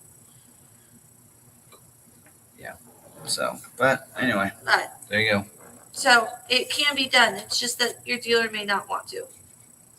Yes. And there are some dealers that think that it would risk the order getting moved back or losing the VIN or getting unscheduled again. That's not the way it works. So anyway, what'll happen is if you go to make the change and the factory is like, nope, we can't make that change, they just won't accept your changes. Yes. So you can make it, so you put in the changes and then it'll tell you we're processing your amendment. And then the next day, it takes 24 hours. The next day you go in there, it'll actually say amendment has been processed. And then you look at the order. Is it on there? Yep, that's how it's going to be built. Yeah. That's actually how we got a lot of tow packages in on Broncos. Yep. So because what we'd see, back in 21, 22, when they said the tow capacity was a problem, we took it off of everybody's orders. We would get them scheduled, and then we would try to put it on the order. And then we got a lot of them their hitches, because then they got scheduled and got their hitch. But what then it did was move their build date back. Yeah. Because their capacity is still capacity. You can try to manipulate it like that. They might accept it, but what they'll do is then they'll move your order back to the next open slot that they have for a tow package, past everybody else's. So it kind of moves you back. So that is that could happen in those situations. But there you go. All right. Get on to what's on our mind tonight. It's a good one. All right. We are talking the Rebelle Rally tonight. It's been a lot of fun. There's a lot of Ford performance teams and Ford sponsored teams, I should say. There's like 5 of them in the Rebelle Rally, but there's a lot of other individuals that are, that driving their own vehicles and Broncos and Ford vehicles.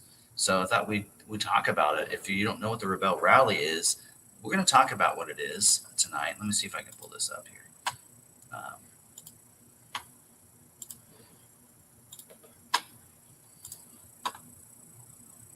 I'll move this over here so you can see it too, Sarah, so we can look at it together. Thank you. Yeah. All right. And let's add this to the stage. We'll do it like this so they can see us too. All right.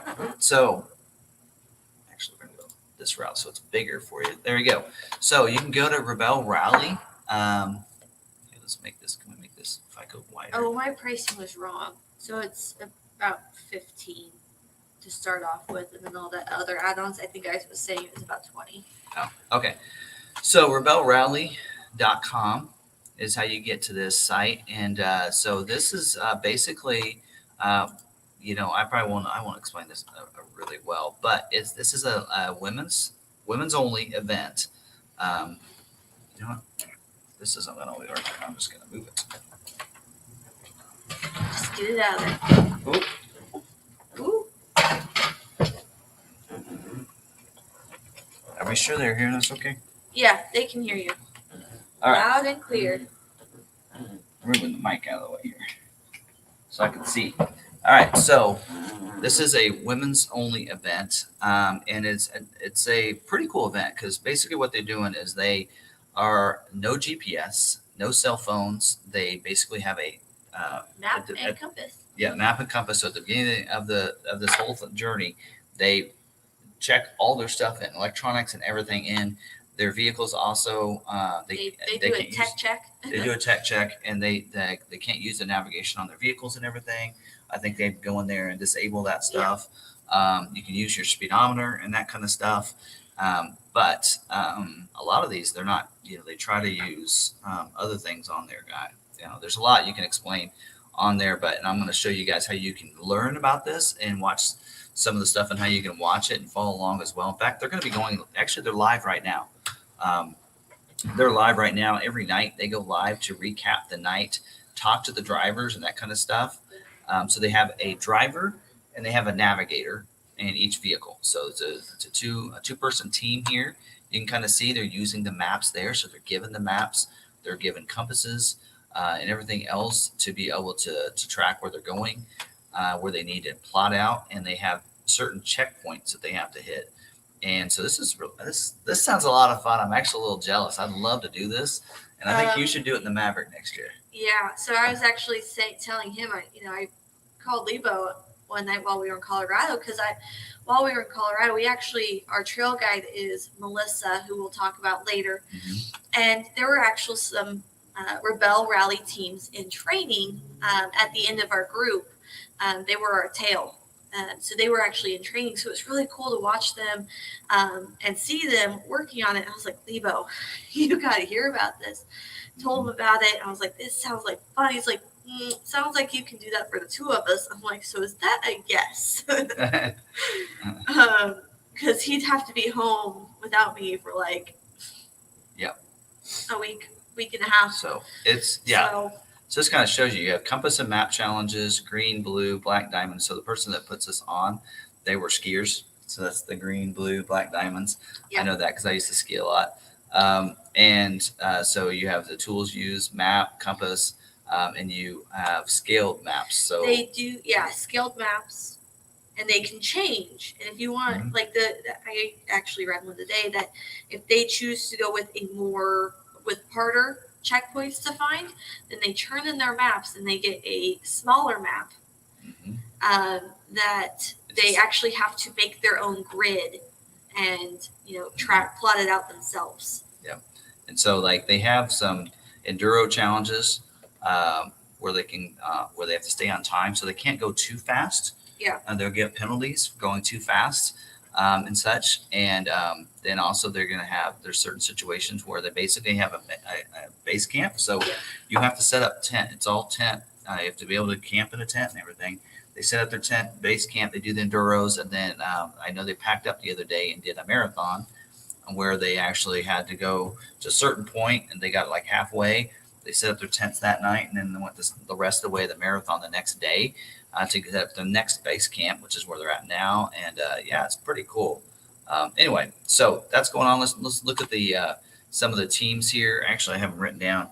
So there is a Bronco team, Carissa and Hayden. Their team 131. Or Carissa Hayden and Trista Smith, their team number, they're 131. And actually, if you go up here to the live, See that real quick? you can go to the scoring. There you go. So there's two different divisions too. There's 4x4 class, which has the most people in those, and that's a really, really big group. And then there's the X-Cross. Now, X-Cross vehicles are vehicles that don't have a transfer case. So those are they're either two-wheel drive or they're like in an automatic four-wheel drive system, like the Bronco Sport has or the Maverick has. They actually talked about and toyed about having a Maverick for this year, and they didn't get it all coordinated and everything. Probably couldn't get one. Yeah. So I can get you one. Anyway, so you'll see here, and the X Cross, you have Melissa Clark is the team number 200. Are they still in first? Okay, they are in first place total after what are they on, day 4 now? Through day 4. So they are in first place. They've gotten 83% of their checkpoints, which is cool. And I'll show you on a daily how that works. And then Melissa's the one I was talking about. Yes. That was our trail guide. Yep. And her husband. Bronco Nation. Yeah. She's on Bronco Nation. There's articles for them. And she does off-rodeo at Moab, her and her husband. They help lead that. But when I was listening to them talk, she actually prefers to get as many points as possible. She would rather win by points than by being the first one in each day. Yep. So, and you can see she's 83% of the checkpoints, which is crazy. So I haven't looked at today's date yet, and so you can see here's how she did. So today, daily total 195. She got 73%, and this one was the hard one. This REC, where that's where Sarah was talking about, where they hand in the map, they get a different map that they weren't expecting, and they got 14 out of 24, which isn't the best. We have an 18 out of 24 down here. But the greens are supposed to be real easy. There's big flags, so they don't miss those. Those will keep them on track. And then in between the greens, though, are all these blues and black diamonds that are a little harder to find, and they get points for those, and then get back onto the greens and such. And but that's kind of shows you all the different. I mean, that's a lot. Look at all those checkpoints. So they had 28 checkpoints.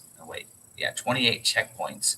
And getting back to the camp. And they can get penalties. Yes, and they can get penalties if they're too far away. So the checkpoint, they don't, like some of these black diamonds, they don't know if they're on that point exactly. Yes. So what they do is they get to a spot that they think where that point is based on the information they were given. So a lot of times that information might be, hey, you're this spot here is this many kilometers from this checkpoint in this direction.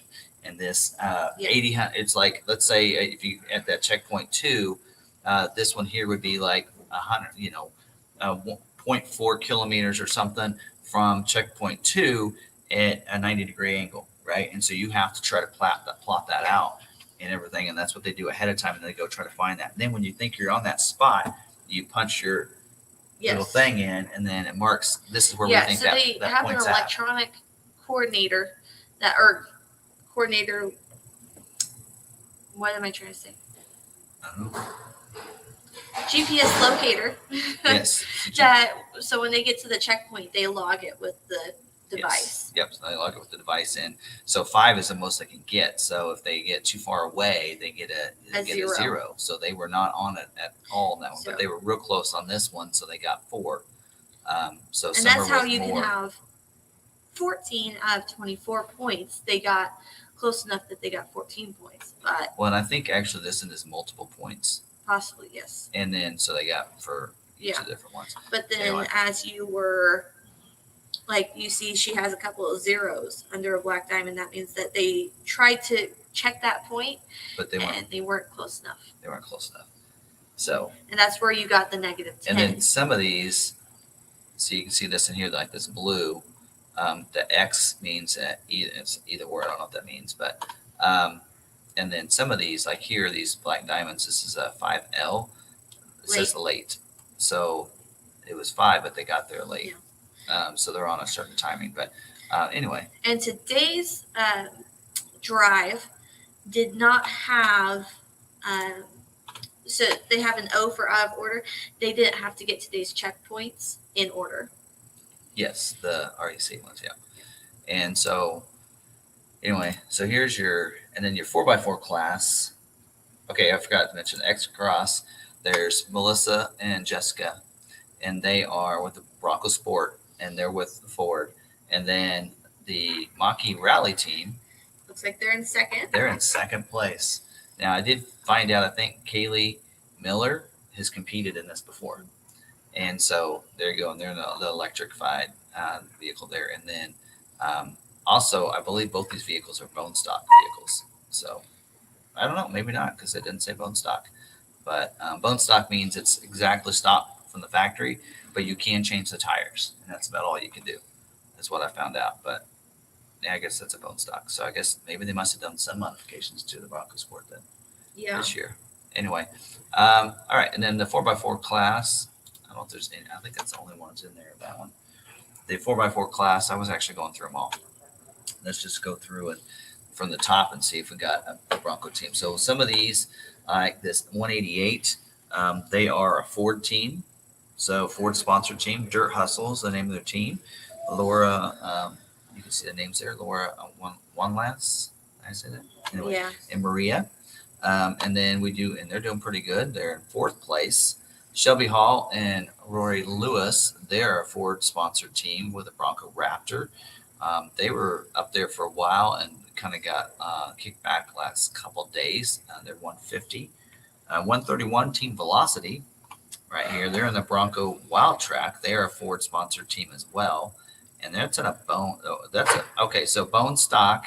Shelby's was bone stock as well, and so was the other one. So these are, of course, Bronco Raptor. Bone stock. You don't really need to add anything to that anyway. And then this Wild Track team of Carissa and Trista. That's one I was talking about earlier, 131. Yeah. And then let's see what else we got. Some other ones. Now, by the way, Rivian's doing pretty good. Yeah. Pretty impressed. As heavy as those vehicles are. And also this Rubicon up here for 4XE. Let's see here. Badlands Sasquatch at number 12. At 122. So that is not a Ford sponsored team right there. In fact, I've already mentioned all the Ford sponsored teams. They're up higher. So go down and I see Avis and Kristen. Yep. 101. In 24th. Yep. And then Angela and Terry. Yep. Or Angela, Terry, and Nicole. And then there's Alana. Yes. And Danielle. Alana was one of the teams that was training behind us. Yes, they were with us when we were in Colorado. Yeah. Yep. So 147. So they're called Dead Reckoning is the name of their team. So yeah. So you can watch for them. Yeah. And then where's Jackie and them? They're there. There we 41. go. And then the team 189. There they are, Amanda and Jackie, and that's Jackie Gentry. That is, if you follow Chase Gentry, he's that's his wife. Yes, he's a brand ambassador for Ford. So yes, and so Amanda, they were there as well. They were training. Amanda, I believe, has done this 1 year before, or she's done this before, but Jackie is A new. rookie. Yep. And so they are classed as a rookie team because Jackie is new. Which is pretty cool. And she's a navigator, which is Yes. probably almost the hardest. Driving too. There's some pretty imperfections in the roads and stuff, washed out and stuff. Yeah. Today they were talking about, but there you go. And then there's another one, Team 110 there, Bronco Raptor as well. Mhm. And there you go, and they're a rookie team. Yeah. So, and they actually, they work at the Super Duty headquarters. Their team name is SDHQ, and it stands for Super Duty Headquarters. So they work on the Super Duty. Yeah. So that's pretty cool. So anyway, so not a Ford sponsored team, but they do work for Ford. Yeah. So anyway, pretty cool. And there's some other good brands, of course, in there too. But that's just some of the Ford teams, and it's pretty fun. So again, how can you follow along? They do have a YouTube channel. I'll go back because it's a lot easier. I wish you could actually. They embedded this on their website, but they don't. All right. So if you go up here to the live, you can go to the live tracking, scoring, that kind of thing. And I think if you just click on the live up there, then you can actually see their schedule and stuff.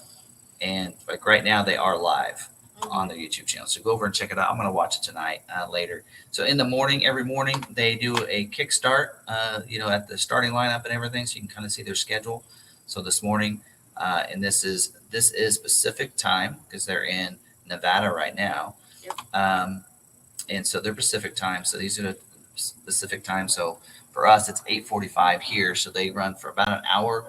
They talk to the teams as they're going out. They kind of let you see what the course is going to look like that they don't get to see, of course, and everything else. And then at the end of the day, normally they recap it, which is what they're doing right now. And so actually it's right here. So they're actually, 6, so it's 8 o'clock here. So they are 30 minutes into that program for tonight, and then they kind of wrap it up, and which is really cool because you get to see some nice scenery too, because there's their base camp as they're coming in. They're showing too. They interview people, and it's pretty cool. It's fun. You also learn from that. I've learned a lot from it by watching these, and these are also on their YouTube channel. So youtube.com/Rebelle Rally, and you can find those videos there, and you can go back and watch some of the beginning ones. So I've watched them. So if I don't catch it in the morning, like this morning I did because I come in later on Tuesdays. But like tomorrow morning I wouldn't catch it because I'm working. I'll go back and check it later, and then I can recap it too. So it's just pretty cool. So that's a great way to be able to follow along if you go to their YouTube. Hit the notification bell like you do with our channel. Hopefully you are. And then you can get notified and have some fun. So they're going through Saturday, it looks like, on that. The Revelation.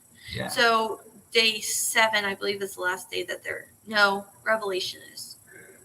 I don't know. Yeah, but they But come in. there's only points in the point standings for 7 days. Okay, so what they do is Revelation is their last day, but they come in and they get to shower and get dressed up, and they do a gala that night. Okay. Doesn't say because they. So Anyway. they do a gala that night. All right. So there you go. they spend all these 7 days camping. You can see the Broncos there. Their tents are back there. Over not showering, just pretty cool. getting grungy and just living it. They do have mechanics. You see a lot of them there at the mechanic shop now. So sometimes they got to get things. They do have to fix their own flats, their own repairs if their vehicle's broken down. If they fix it themselves, there's no penalty. But if they have to call for help and have a mechanic come and fix their vehicle, then it's a penalty for them. Yes, but they can wait. If it's not going to deter them from going on further, they can wait, bring it in that night. They can give it free advice. Yes. And then they can fix it themselves. Yeah. And I believe the mechanic, I've seen the mechanics watch. Yeah. They just kind of Yeah. make sure that everything's going to be okay. Yeah. And now if they don't think they can fix it and they fix it, then that's a penalty for them. But so there you go. Yeah. Mach-e is in there. So hopefully it's not too much. They got the frunk open though. So Yeah. Must be maybe a battery issue there, and they do. A lot of people asked me too, how are they doing with the electric vehicles? How's that working? Wonderful. And they charge up over, when they come back at the end of the day, they charge up their vehicle, and they go out, and it usually lasts them the full trip for the Yeah. day. On the marathon trip, they did have to stop part way and Yeah. charge, and so they have big trucks, and maybe they'll show it eventually. But they have some trucks with energy on them, so they're supposed to be, I think, hydrogen. I believe we did see some hydrogen Yes, vehicles. it That they're all converts it being over to DC. right. Yes, so they are all hydrogen. It's a hydrogen powered terminal, and they are using that with solar and whatever. Maybe not solar, but they are powering it and regenerating it out there, and then it is being converted over to DC for the mach-e. So Another the Rivians, the Rivians. mach-es. Yeah. There are some plug-in hybrids, but they're asking about that. But they're actually in that class of electrified vehicles. But they are actually, like a lot of them are saying, they're not using any of the non-electric. They're just using the hybrid components of that. Yeah. So Anyway, there you go. Yeah, it's pretty cool what they're doing with the electric. Yeah, vehicles. so check that out. So it's a lot of fun. And then a lot of these have been competing. This is like the 8th year, I think they said they've been doing this. But Oh, the Rebelle Rally? Yeah. No, they've been doing it for a lot longer. well, they were saying 8 years earlier. Could have sworn it's a lot longer. I don't think so. Anyway, they were actually showing who all's won the other day. Anyway, there you go. Pretty cool, but there you go. And I think Melissa won it the last 2 years in the X-Cross category. Yep, And last that's why 4. her Instagram is Bronco Sport for the win. Yeah. So she's in first this year. So there you go. Yes. So pretty Yeah, cool. I can't find it, but maybe it was 8 years because I remember I was in high school when our dealership had a bunch of the Rebelle Rally gear, but I wasn't I saw it on the weekend. I was like, what is this? I had no idea what was going on, or because they announced it during the week to the employees, and they were like, okay, so here's the Rebelle Rally, here's some merch for you guys, support, the Ford team. And then I came in on the weekend and they had stuff left over, and I'm like, what is this? Okay, sure, I'll take it. And then we were in Colorado and they were talking about it, and they said female. I'm like, wait a second, the Rebelle Rally. And it clicked. Like they've been talking about it for a while, and it just clicked in my head. Okay, so this is what it is. So, but yeah.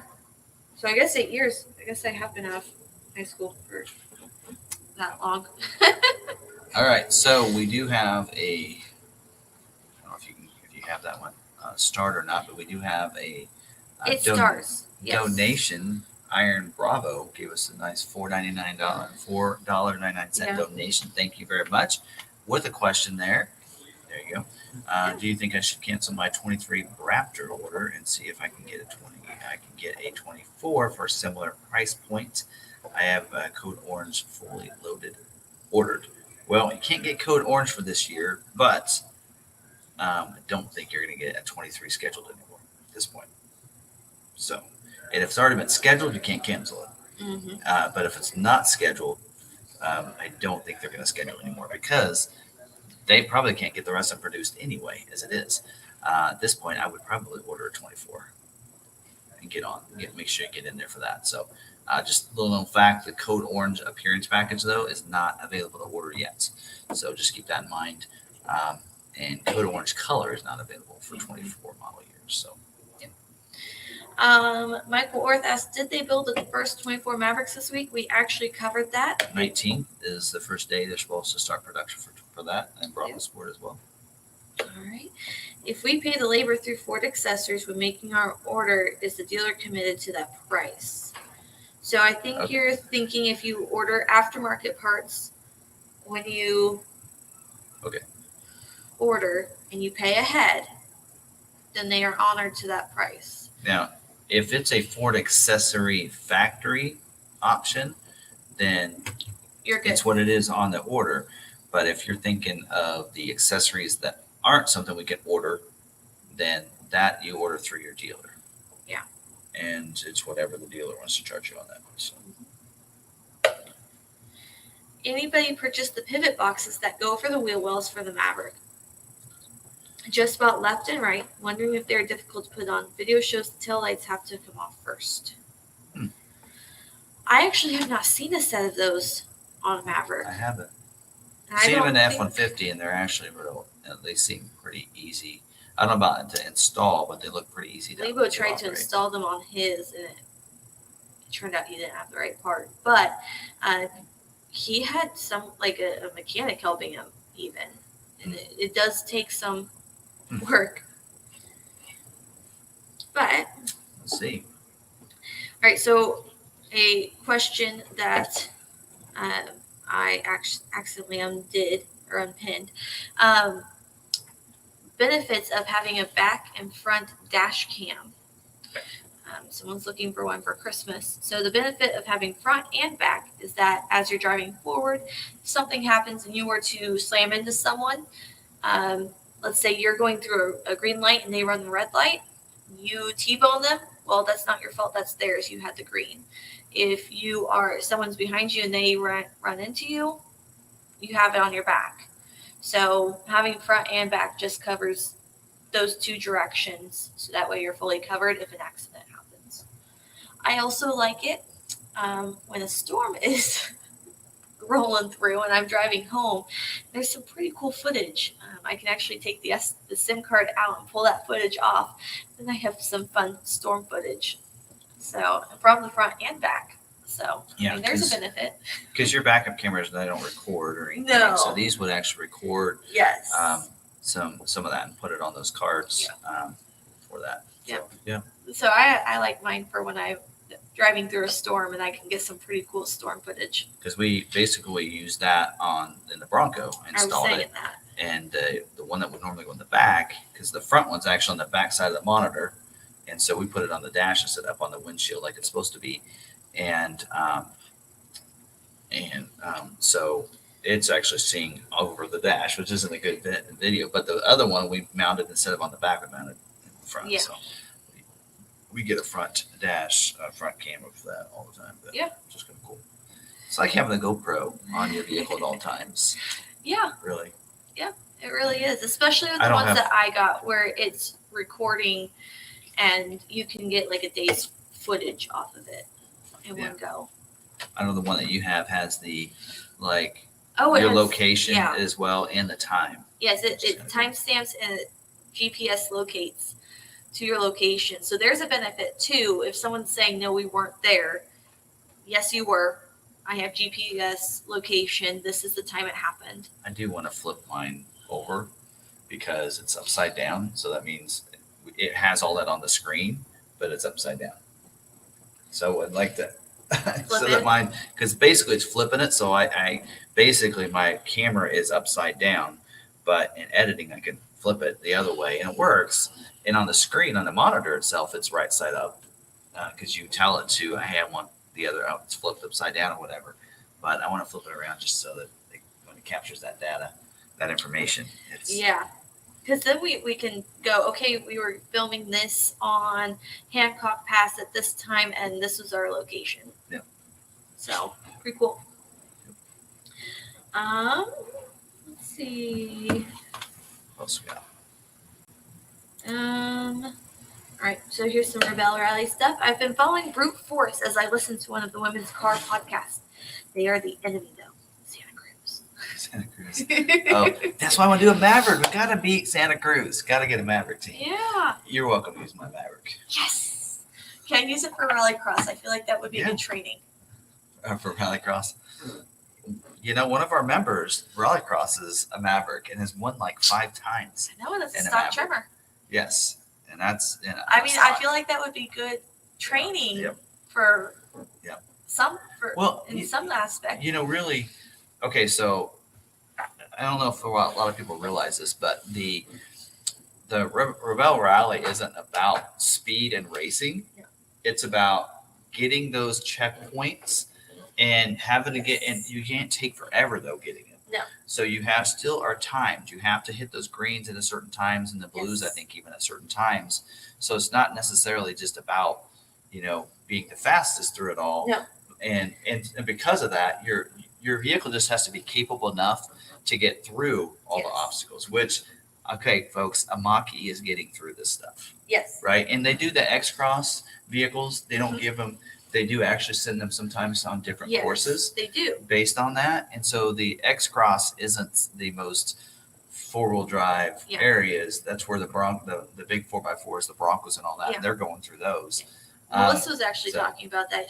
Because when we took some of those trail rides, she was like, okay, so we were actually going to do a different trail if we had a couple of Bronco Sports, but we don't. So we're going to take the hard the harder one. But she had mentioned that's what they do in the rally, is that they do have a slightly different course for those the lower down vehicles. Yep. And so, yeah, so it's not, I mean, although it could handle it, I've seen that. So but Ford, if you are looking for someone for Maverick, I'm up for it. I want to be a part of the media team. The media team there, if you watch the videos, I'll be a commentator. I'll talk to people. I'm really good I think I've gotten really good at interviewing people. Yes. I know I don't want to take anybody's job there, but if you need an extra person, you need, like that one lady, she's working her butt off. Yeah. If you need another person to help you, I'd love to go and chat with people. I'm getting good at interviewing and asking good questions and everything. So if you need a Ford media personnel that's there, right. I'll help you. we got the Ford video guy. Yeah. And then if you need a Maverick That's right. team member, I am up for it. I will train my butt off to get you there. We'll take the Maverick to the next level. All right, we have a map, compass, and protractor were the way the military navigated during my early years in the U.S. Army. Yep. So I just wanted to say this. I remember 2 years when Tim couldn't pronounce the name of the Mexico plant. Now it just rolls off. Hermosillo. Thank you, Blanca. Thank you, Blanca. We got some tutoring sessions. Yes.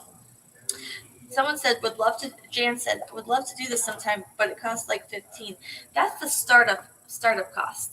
Then you need to also remember that you need an extra set of tires. And you need the kits of tools. And you need everything else. There's a lot more money that goes into it, but they give you a cost estimate of what things should cost, so that way you can kind of build up your fund, so then you have enough to pay for it. Yeah. So. And I do know the winner wins. Do they get their fee paid for the next year or part of it? I think that's what they get. So. I just kind of like the idea of being off grid for like 8 days. I mean, I need somewhere for my kids to go. You don't really realize it until like for me, when we went to Colorado and we went on the trails, we were like pretty much no internet, no nothing, no. We couldn't people couldn't contact us on our phones or anything for 6 hours, and sorry, but it was kind of nice. It was nice. So for me though, it was nerve-wracking because I do have kids. I do have young children. So being that far away and I'm not able to talk to anyone for that long, it's just, that was nerve-wracking. But I knew they were in safe hands. Yeah. But that would be one thing for me, is finding someone for my kids, so then Levo's not having to take the brunt of them. Yeah. Again. So we have, number 215, Seminole has that eel. Yeah. Yeah. And Shaw, I wonder if that's the same. That's Jill, the 5-foot wonder from Pickup Truck YouTube channel. Yes, it is. It is. She is competing. Yes, she is competing in this as well. And they say actually there's a lot of journalists that compete in this too, that are journalists or media, or a lot of them actually are part of the menu. Like all the RT1, the Rivian teams, those are both people that work at Rivian. Yeah. So some of those teams are sponsored. So I think for what's really crazy when you look at it, some of those teams, when you, I guess I can't remember the team bios there. Some of these teams are actually, where was that? Hold on, go back to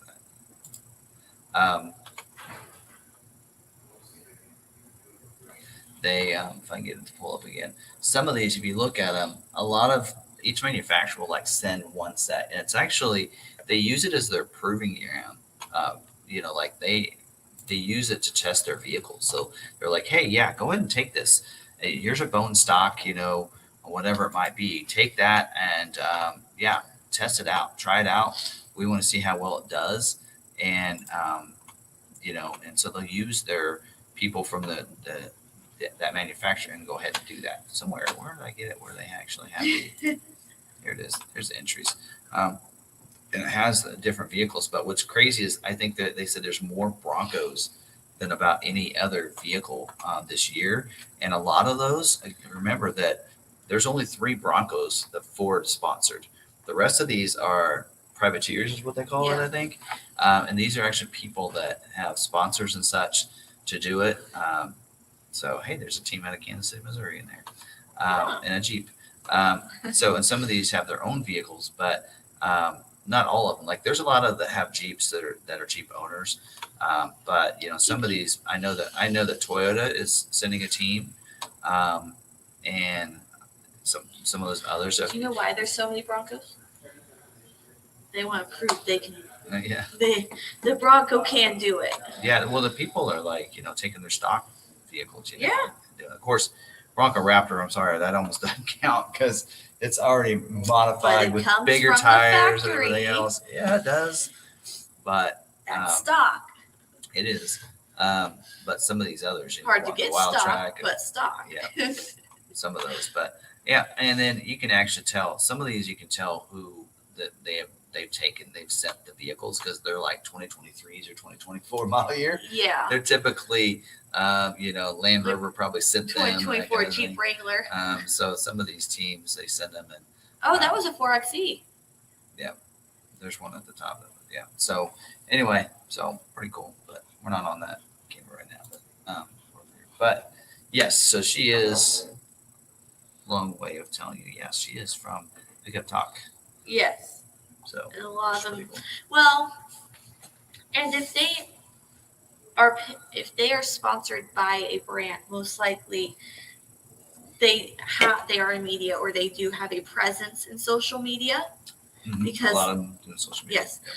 And if they aren't sponsored by someone, they have a social media presence to try and get sponsors and to promote hype and just get it. So it's a lot of these people have social media presence and probably do have backgrounds in journalism or things like that. Yeah.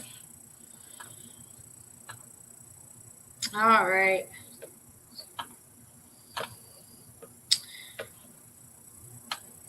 Thought you might like that.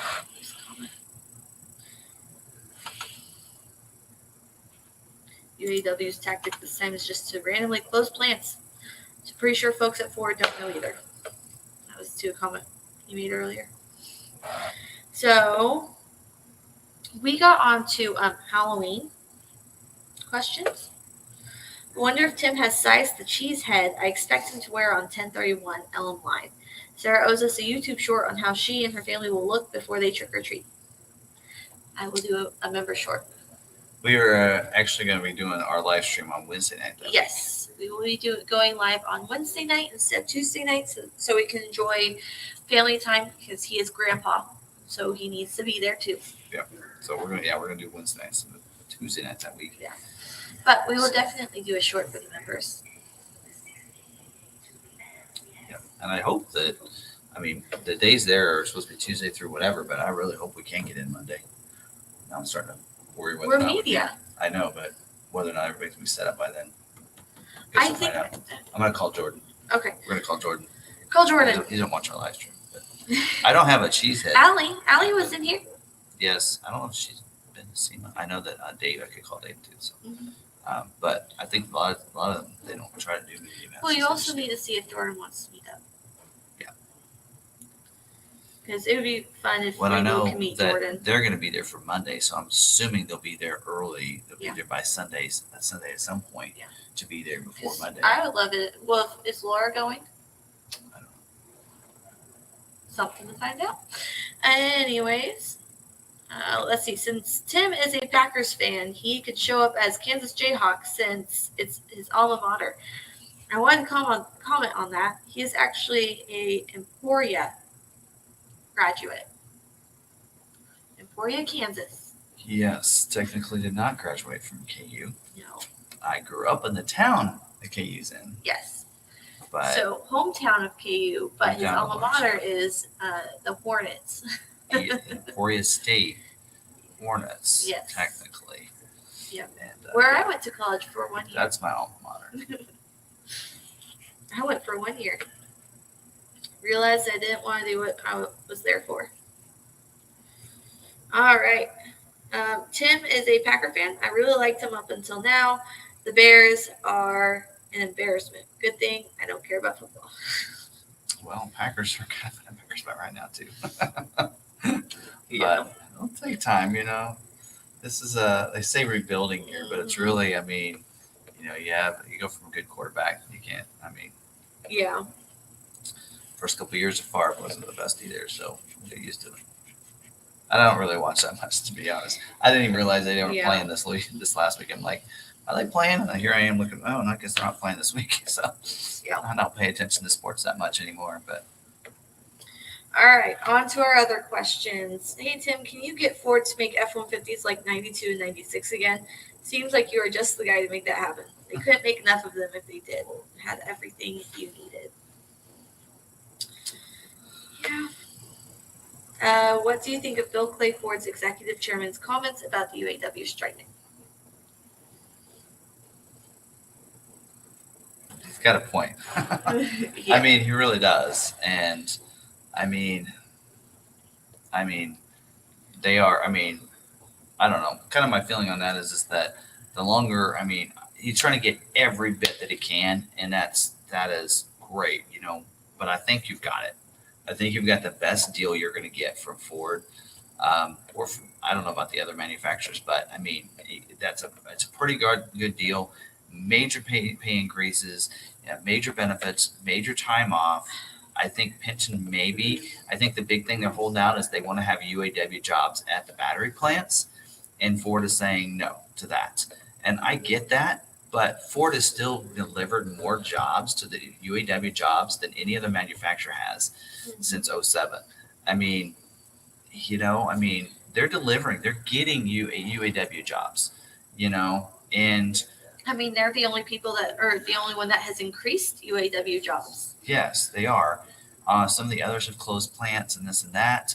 And, you know, and they want I guess they want to be also guaranteed that those new battery plants you open up are going to be, you're going to employ those with UAW workers. And that's what they want to be guaranteed. And Ford is saying at this point, we don't want to guarantee anything. Well, here's the point that I think is why they don't want to guarantee that is that who's to say they're going to, like they're doing with the Marshall plant, they said they can make that as big or little as they need to. And depending on our next administration, we may not be needing to push heavy towards full EV. I can tell you, I don't think America wants full EV, and I'm a big proponent of an EV. I love an electrified vehicle. I love it. I love driving the mach-e. I love driving the Lightning. The farmers are especially not ready just yet. They're not ready just yet, but you know, but more people are interested in hybrid and plug-in hybrid. And I think Ford's realized, hey, you know, if the administration doesn't make our, what do they call that, cafe or whatever, or whatever for all of our vehicles have to average a certain amount of miles per gallon for all of our vehicles that are sold. So they have to sell right now. They are required. They have to sell electrified vehicles that help that number come down, so they could sell Mustang and they could sell F-150s and such, which is why they're really pushing F-150 hybrid right now for that reason, and to help them out with that. But as we get more hybrid vehicles, and if Ford makes some hybrid Explorers and makes some hybrid Escapes, affordable hybrid Escapes, Ford, they're too expensive now, then maybe that would help with that. We don't have to sell so many electrified vehicles, which I think they're realizing if they make more hybrids, they don't have to make as many EVs. And for that reason, they don't have to have as many people employed at those battery plants, or maybe they don't need to have a big battery plant in Michigan because Instead, they're making hybrids instead of full electric vehicles. So that's what they're saying is the future can change. We know that. I mean, right now, the administration wants full EVs.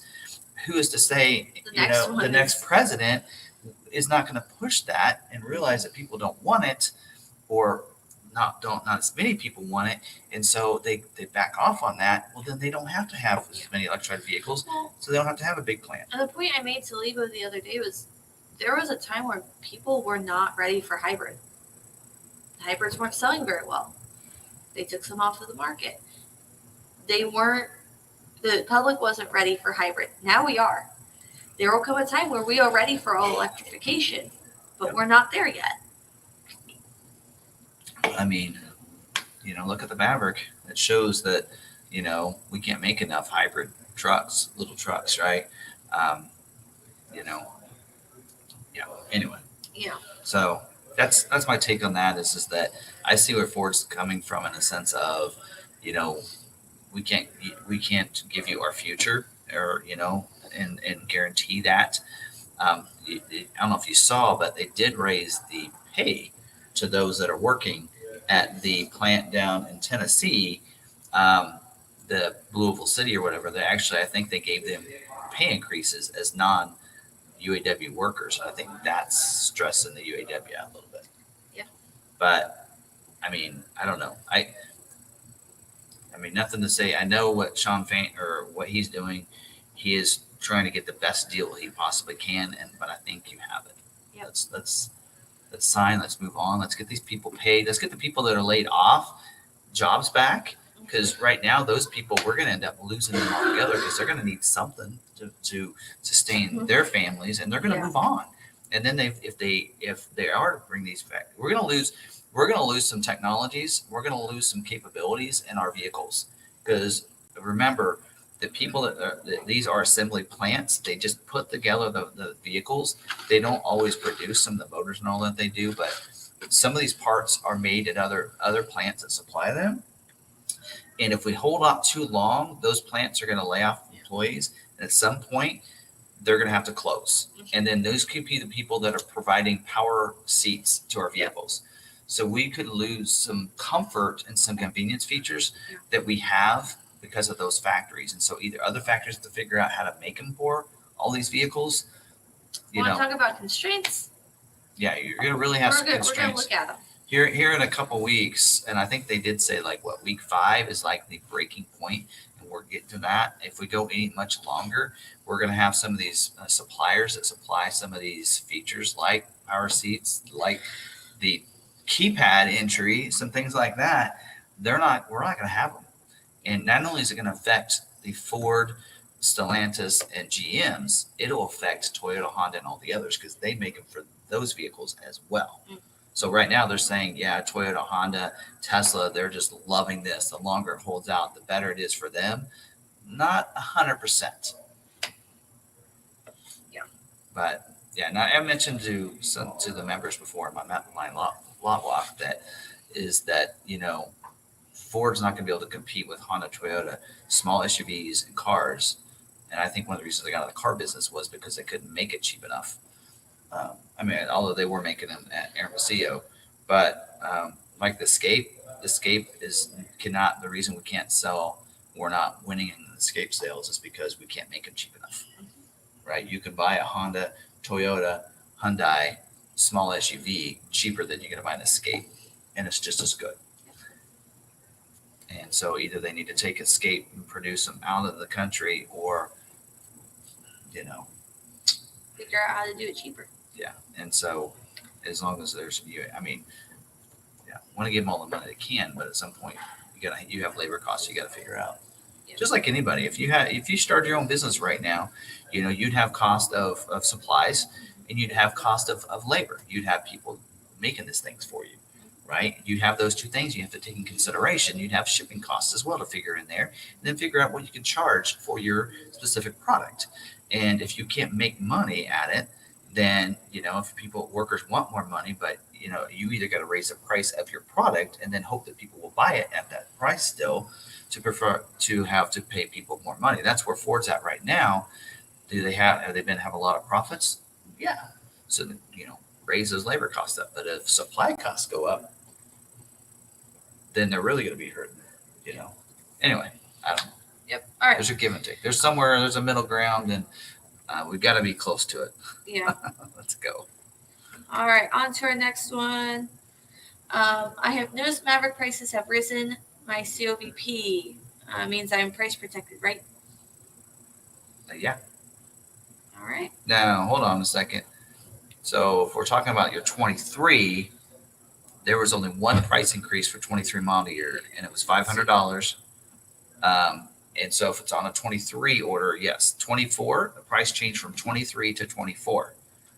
That's right. So those private offers that Ford's giving you will make up most of that difference. So Ford will not price protect from one model year to the next.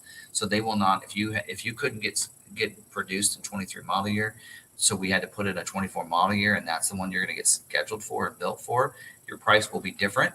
But that's where Ford is giving you a private offer to hopefully make up for most of that price increase. So just so you know that 24 has not had a price increase within the model year, but if you're a carryover order, you'll have a private offer. All right. We'll be talking about that really close because I actually almost talked about private offers and price protection this week, but we'll talk about it next week because we're having a lot of people that are reaching out to me telling me that dealers are saying price protection is like a thing of the past. Yeah, I've and heard so that too. We're going to need to revisit this again to re-educate customers Because or didn't new Ford customers. say at some point that price protection is not going to be available anymore? Yeah, some people are saying price protection is it's not a thing, but it is. Okay. It's not going anywhere. They're not gonna Gene, do it. I don't think Gene ordered with us. I think he's with someone else. Gene Hanks, or he's not a member. I don't know. I could have sworn Gene was a member. He might have fallen off or something. It's all right. He might still have an order with us. We can look at it. Oh, that's why we have two different names for you. There we go. Anyway, we'll get that figured out. This one here says, why are the 19.5-inch wheels for the 450 so hard to get? It's got to be a supply issue because I don't think they make those wheels. Ford does that. Again, they just assemble it. So that would probably be a part issue. They just can't get enough of them. So yes. Sure. How long is delivery of a Maverick after it's built? About 4 weeks. Now, you always got to remember there's a couple different things you got to look at. I had someone the other day that did this. Their vehicle was built like last week, and they were wondering why they hadn't gotten the email yet. Well, until it's actually fully produced and production, yes, your vehicle gets built in like a day. But then it's built, and then it's taken off. And if it has to have anything accessories, there's a mod shop that they got to go to, add the spray and liner, add this, add that to the bed, those kind of things. Then once that's done, which that could take another day, then they inspect it. And it could be a couple of days before they can get somebody to inspect it. They may go on a line. They might get behind. It gets inspected before it can get released from the factory. Once it gets released, then that's when you should get an email that says your vehicle has been built. And then shortly after that, once they do that, then you should get one saying it's been shipped. Once you get that, it's been shipped 4 weeks from that email. So. All right. Kathy had said, has me a little worried having my son-in-law install them, even though he's been with Honda for years. Well, if you have someone that's been with a car brand that's been doing things like this for years, I would trust it. I mean, I put on my own bed cover. I'm not saying it's impossible and that you can't do it. It'll just take a little bit of work. Yeah. Watch a couple of YouTube videos, you'll be good. Yeah. Anybody know what the recent update to the Maverick infotainment system software does? No. Okay. They're always updating that for different reasons. Mm-hmm. So. I've been in and out tonight. Did Tim talk about how Ford's doing? If so, we'll watch the replay. Ford's doing on the strike, or I don't know. She's wondering about her Maverick. So we did discuss that, and you're worried that your Maverick won't get built because this is her third time? She's been waiting since 22 model year. Yes. So. So She's on her. yes, you are in the front of the line for a 24. Well, she's been scheduled. Yes. This is the one that got moved back. Yes. Right. She got moved back, but she had been moved back before, and then it never got built. No, she never got scheduled. Okay. But So, you, yeah, it'll. yeah, you're in there. You're Well, okay. You're scheduled. Yeah, You're Ford's good doing to go. good. They're building. I can tell you, they're building a lot. We had what? We have 86. What did I say? 74. We have 74 sitting in Kansas City right now, and we have a lot of vehicles being built. Yeah, that factory. That's one of the best plants that's actually doing something right now. So. Oh, looking at the title of the show.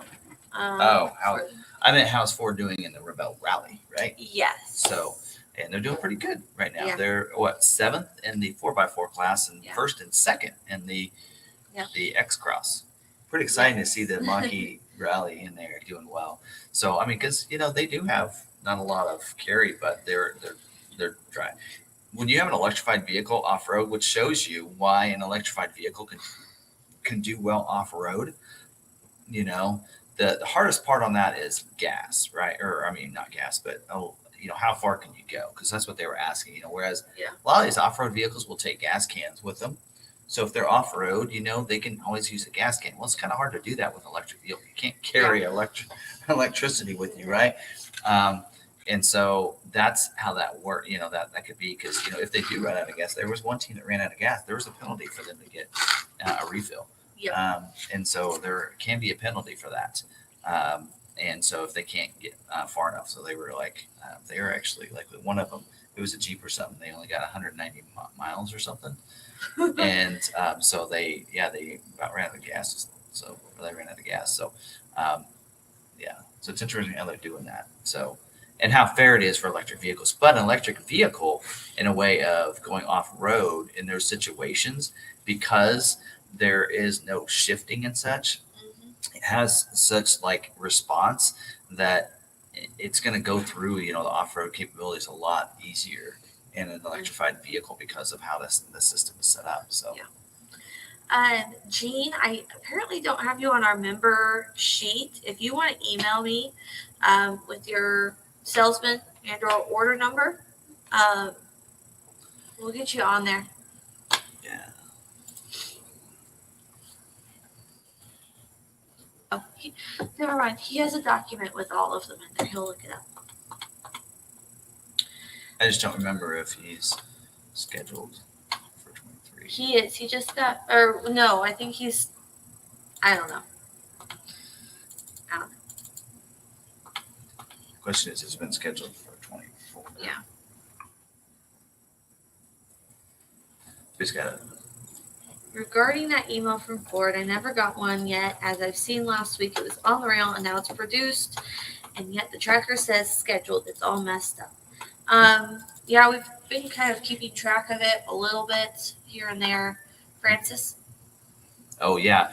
Okay, so it was on the rail. So it went from the factory on the rail to Dearborn or somewhere to another site, and then it got taken off the rail. So I think that's how they're getting them out of map, is they're putting them on a rail to get them out of map. So usually, and then they'll get on another rail to get to here. So it's kind of another holding place. They may truck them out usually, but right now they are probably just shipping them out by rail real quick to then get them to another site to then ship through by truck or rail or whatever. So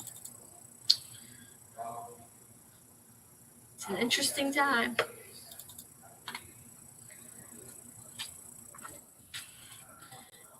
Try Bradley. Right. 1 second. Let me try. Just type in Hanks. It didn't come up for unscheduled or scheduled for 20. Really? So we don't have it in there at all. We'll look at it. Gene, is yours with us? He might not be with us. Yeah, we can only look up our orders. Mm-hmm. All right. I thought anyway. Anyways, are the factory stocks of the XLT Maverick wheels still in short supply? It didn't mention it this It week. did not mention It wasn't mentioned as a constraint or exhausted this week. So, and I know that's probably because, so what was it, like 2 weeks ago it was mentioned? Because it was also, they'd already filled in the slots. You could see we had about 5,000 or 6,000 orders that got scheduled this week, right? And so now they're just trying to fill in those last 4,000 slots or 3,000 slots.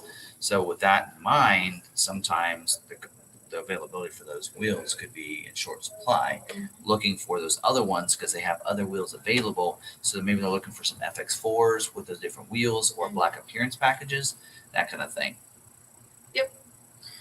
Jean does not have this order with us. Oh, That's okay. I just want to make sure that all of our members that have an order with us are on our sheet.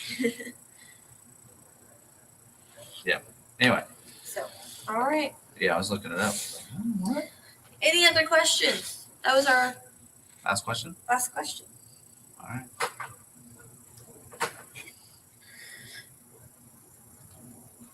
The WB, we are in the Q&A. Yeah. If we missed your question, Please in there. put it back in. Q&A later in the show. Yep, we're doing that now. So Did we do the Q&A graphic? yeah, I did. Okay. Right after I was like, we were just wrapping up the stuff about The Rebelle. yeah. So, It'd be fun to do that. Need to get some more driving in. So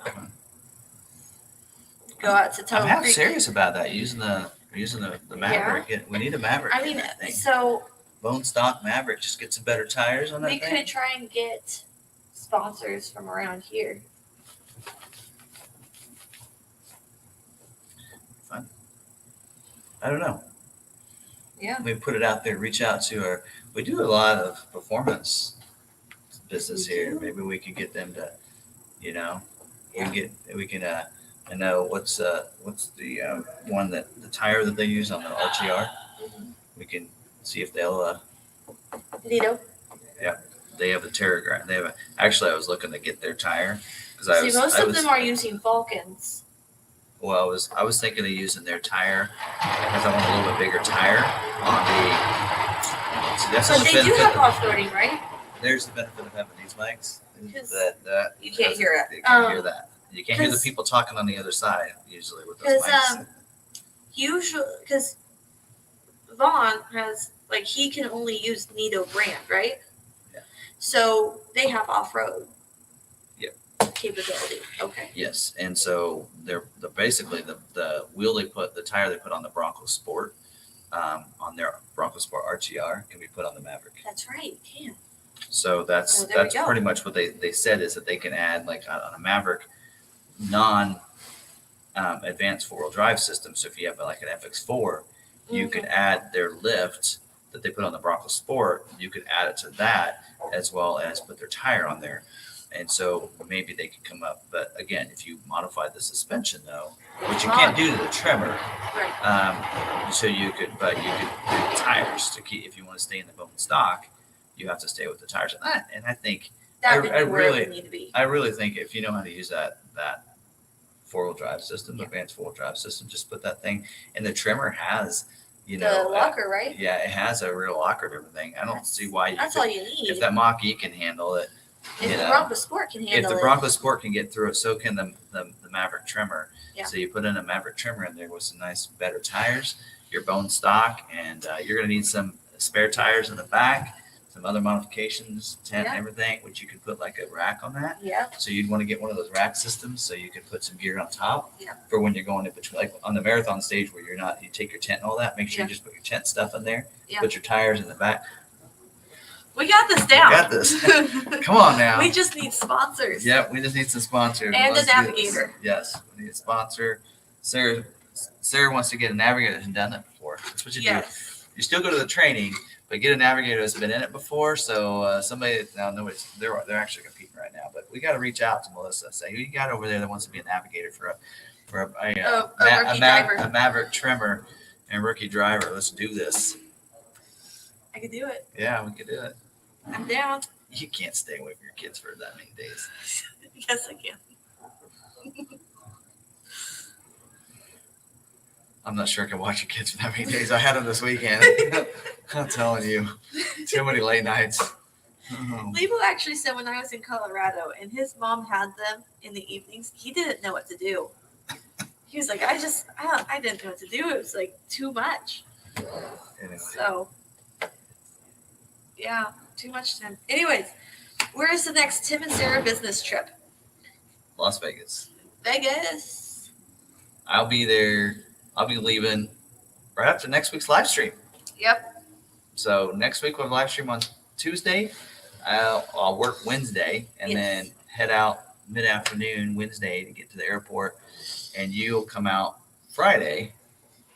You'll have a shorter day on Friday, and you're going to fly out Friday. So there's out of Kansas City, there's a late flight, leaves at 9, gets in Las Vegas time at 10. Yep. So yeah, we'll be leaving for that, and then I'll be there. I'm going to the off rodeo for dealers Thursday. Yep. And then enjoying probably going to Hoover Dam, do some driving out, check it out in that EV6. My first time in Vegas. It's also Lebo's first time in Vegas. Super excited. Yeah. My first time at SEMA. Show you the sights. So we're going to First time at enjoy SEMA. Saturday, Sunday in Vegas, enjoying the sights and everything. And then Monday, we'll hit the SEMA show and head back Tuesday morning. Yep. So be back here by mid-afternoon for Halloween. Yes. There you go. That's our itinerary. Yeah. And then the weekend after, I have my sister's baby shower that I'm planning. And this weekend is Will's birthday party. So I have a birthday party, couple of days, Vegas, couple of days, baby shower. Well, then the week after this, we'll be back. And then the week after that, I'll be in Atlanta. That's right. Yep. Sunday through Wednesday. Yeah. In November. I'm not planning anything for November. Planning vendor events for December, but other than that, There you go. All right. Anything else? well, Mark, come down the next weekend. We'll have to see when your vehicle gets here and how fast Niles can get it through the aftermarket team. Because, like you said, we have 74 in KC. I'm expecting 5 truckloads to show up at once with all Mavericks. I mean, they can put 9 or 10 of those Mavericks on the truck. Mm-hmm. Normally there's 6 regular trucks, but they can fit 9 Mavericks on those. Yeah.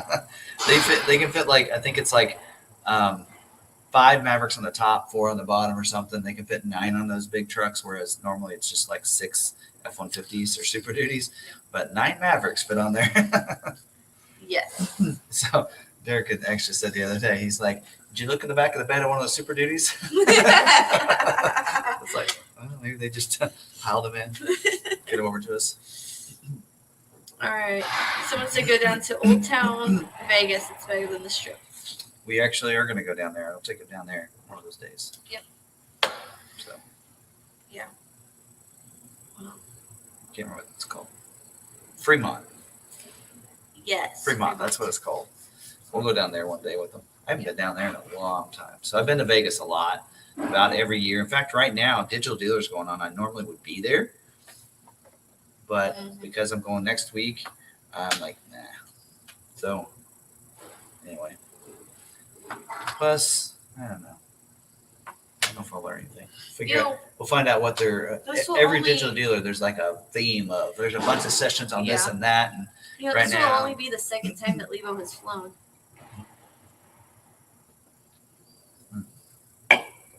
I'll fly 2 times in 2 weeks. Yeah.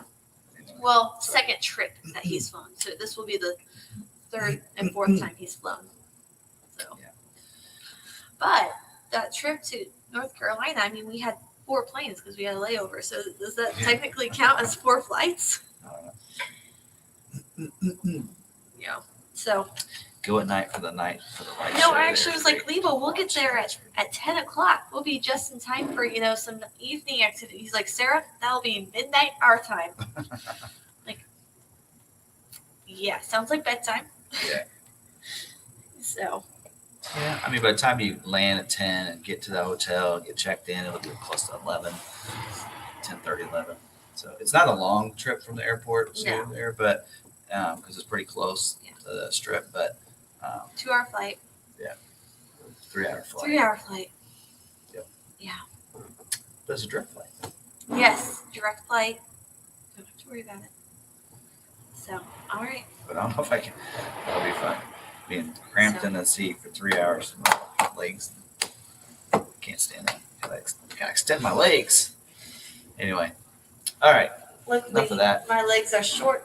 Well, my legs are longer than my torso. That's where most of my height comes from. But I'm still short enough I can stretch out. All right, folks. Benefits of being short. Oh, yeah. It's almost 9:30. Thank you guys very much for watching tonight. And yeah, check out the Rebelle Rally. Yes. It's pretty cool, and it's just fun to kind of watch and see what they're doing, and get to meet the teams and what all they're doing. And there's a mother-daughter team. It's pretty cool. So Do you yeah. think Mom would be able to navigate? Well, maybe. I shouldn't say no because she said she might watch tonight. She might watch it. But I don't know about she's ready to drive. I don't know. You guys work it out. No, I She do probably the could be the driving. navigator. I think she could navigate. I actually joked about this. Like, why is this just a women's only event? I'm like, well, let's be honest. The women are navigating for the guys when they go off road anyway. So let them teach us and navigate us. So when we get lost, you guys can help us find our way.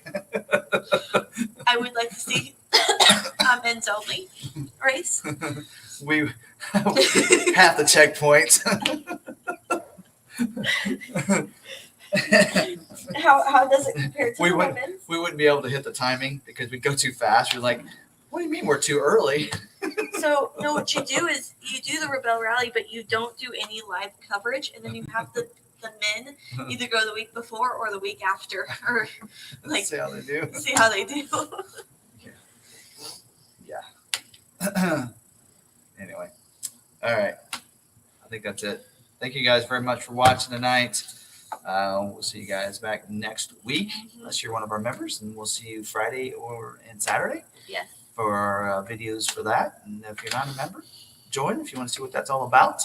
Actually, when we get more Mavericks show up, I'll probably do a video about what the dealership looks like, get a good idea of what those lot walks are that you get for the $5 a month, and plus the shout outs and everything else, and the other content. We'll be doing some content in Vegas too for our members. Yeah.